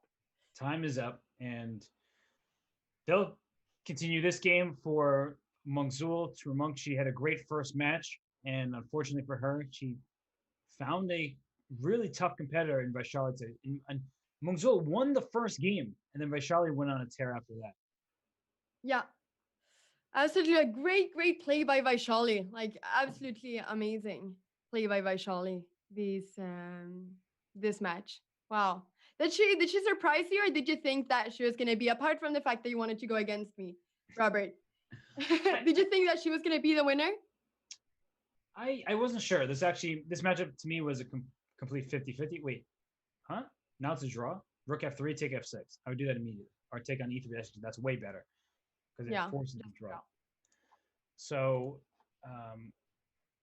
we are done. It looks like the other game was going. It just came to a conclusion. So I believe we are going to get Vaishali in for an interview. Yeah. I'm looking forward to that interview because, well, she's the champion. Well, she's a semifinal. She hasn't won yet. And if you asked her, I don't even think she would say that her term is over. She's probably not. She's happy she's here, but she's not complacent. She wants to keep going. Of course, I think so too. I mean, she's a fighter. I think that she's gonna be fighting till the very end. Oh, actually, I'm sure that she's gonna be doing that. So yeah, and yeah, we'll see how it goes. We'll see how it goes. But she's definitely been playing very impressively here. Like she won so many games in a row. So yeah, We'll see what she has to say. I'm excited to hear her. I'm For excited sure. to speaking to her after 2 years. Well, let's go on a quick break so we can get her set up for the interview. We will be back shortly, and we will have Vaishali with us to talk about her match victory. Stay tuned, everybody. We'll be right back.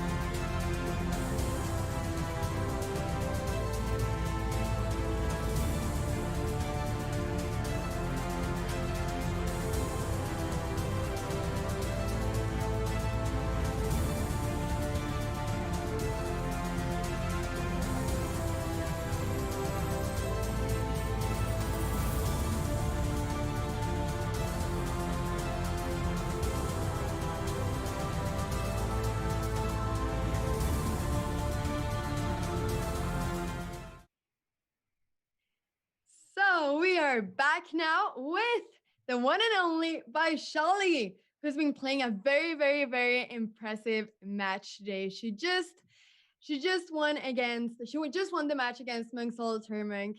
And hey, Vaishali, so nice to have you here. How are you feeling? Yeah, I'm good. Fine, yeah. You're It's good? pretty good. Yes. How did you feel after, because you lost the first game? How did you feel after that? Did you feel like you were gonna be able to do a comeback, or how did you feel? No, there was no time to think about it. I was just playing. Yeah. So Well, let me You ask don't you. think about Yeah, it's a good. This format is new to you, right? Usually, when you yes, play in yes. a tournament, you have time to recover, play the next day. How difficult is it to play for such a long period of time in a row? Yeah, this is the first time I'm playing this format, and it's very interesting, and I'm enjoying. Yeah, it's very different. Do you think and the? how much Oh, sorry. Go ahead, Anna. sorry. You go ahead. I was just gonna ask, how much preparation did you do before this? Nothing much, just like that. Yeah, I was playing some bullet games with my brother, and yeah. And your brother is a grandmaster, so that's pretty helpful. But Yes, I was yes, gonna yes. I was gonna ask you. So you played in several of the qualifiers. Do you think it helped you prepare for this because you got used to the different time controls and playing for several hours at a time? Yes, in a way, it was good. I think. Yeah, I got to play a lot of games in that and different time controls as well. Yeah. It was good. And did you have any expectations for yourself coming in, or were you just looking to have fun and play your best chess possible? No, I was just playing. No, I didn't expect to come here actually. Honestly, I didn't. That's Yeah. the spirit. And we also I don't know if you remember this, Michelle. I played you a couple of years ago. I don't know Yeah, if yeah, you. Milton Cup. Yeah, I remember. Yeah, and I just said, I remember that you were a very, very tactical player then, and you're still a very tactical player now. It felt like, would you see yourself as a very tactical player? Yeah, maybe. Yeah. Yes. Yeah. Well, Vaishali, I have an admission. Because at the beginning of the show, Anna was rooting for you, so she was supporting you. I had to because you have to have a balance. I had to say, "Oh, I think that Mungsul will win." So, I'm sorry I had to do it. It's Anna's fault. But in all seriousness, you've beaten two extremely strong players. You beat Grandmaster Stefanova, and now you beat Mungsul Turmonk, who played a great match yesterday and won the first game today. How do you feel about your chances going tomorrow against Anna Ushenina? Oh, I never played against her. I mean, it will be interesting. Yeah. For sure. Yeah. Be very exciting to follow. Thank you. Absolutely. Well, you're probably tired. We don't want to take up too much of your time. We really appreciate you coming on. Best of luck, and you're playing a great tournament thus far. We're very proud of you. Yeah, Thank you're you. doing great. Absolutely great. It's Thank you so much. incredible. Good luck tomorrow. Thank you. Well, we had Vaishali joining us for the call there. She moves on to the semifinals, where she's taking on Anna Ushenina. She says she's never played her before, so it'll be interesting to see that matchup. On the other side of the bracket, we have an all-Russian affair. We have Alexander Kostenuk versus Valentina Gunina, two players who couldn't be more familiar with each other, playing on the Russian national team together, playing in many Russian championships against one another. So, well, Anna, I've made you make predictions before. Has your mind changed at all? Or what do you think? Pick two players to make to the final. Okay, I'm gonna pick two players. Oh, I really don't want to pick the favorite ones though. I don't want to pick the favorite ones on paper. That makes me boring. I don't want to be boring. But I am gonna say, I think I'm gonna. Oh, okay. I'm gonna say Anna Ushenina, and I'm gonna say Costenuk. I'm gonna stay safe there. I actually think that's gonna be the result. So Okay, you well, wanna go against me? I'm taking Vaishali. I'm definitely taking Vaishali now. I think that she's very determined. The fact that she's just like happy to be here, she didn't expect anything.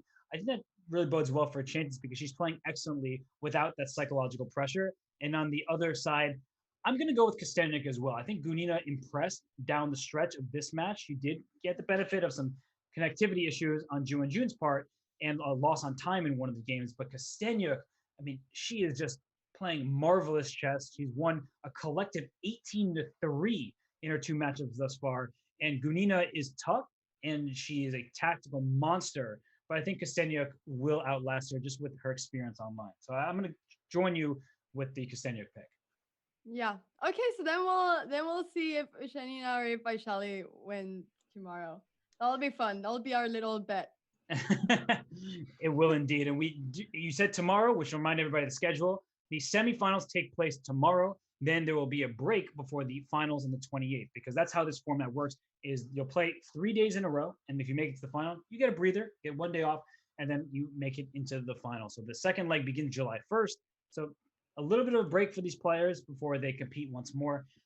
Anna, it's been a real pleasure commentating with you today. I've had a ton of fun here. The matches were exciting. They didn't necessarily go the way we thought they would. Do you have any final thoughts to summarize what we've seen and what's going to happen tomorrow? Completely unexpected. Pretty much everything. I think that we could never have imagined that what we saw today was gonna happen. With, for example, what happened in the game with Ju and June. Yeah, Lahno also got eliminated today. So I think that it's been a lot of games, a lot of matches that we did not expect, where the underdog has been the one who's won, and that's really fun. I've had a great time commentating with you too, Robert. It's been a lot of fun, and I'm very excited about tomorrow, about doing it again. For sure, and I'm going to second that. There have been many upsets. Humpy Canero lost in the first round. Lahno lost today. Credit to Anna Ushenina, who played an excellent match. Credit to Valentina Gunina, who, despite being down 3-0, she had it within herself to not just fight back, but really just put up the stiffest resistance possible. And the one last note I'll leave everybody is I hope tomorrow, Anna, you can think a little more outside the box. But until then, you'll have to wait for more FIDE.com Women's Speed Chess Championship. Just had to get that last joke in there before we signed off. I knew you would do it with the wooden box. Bye, everybody.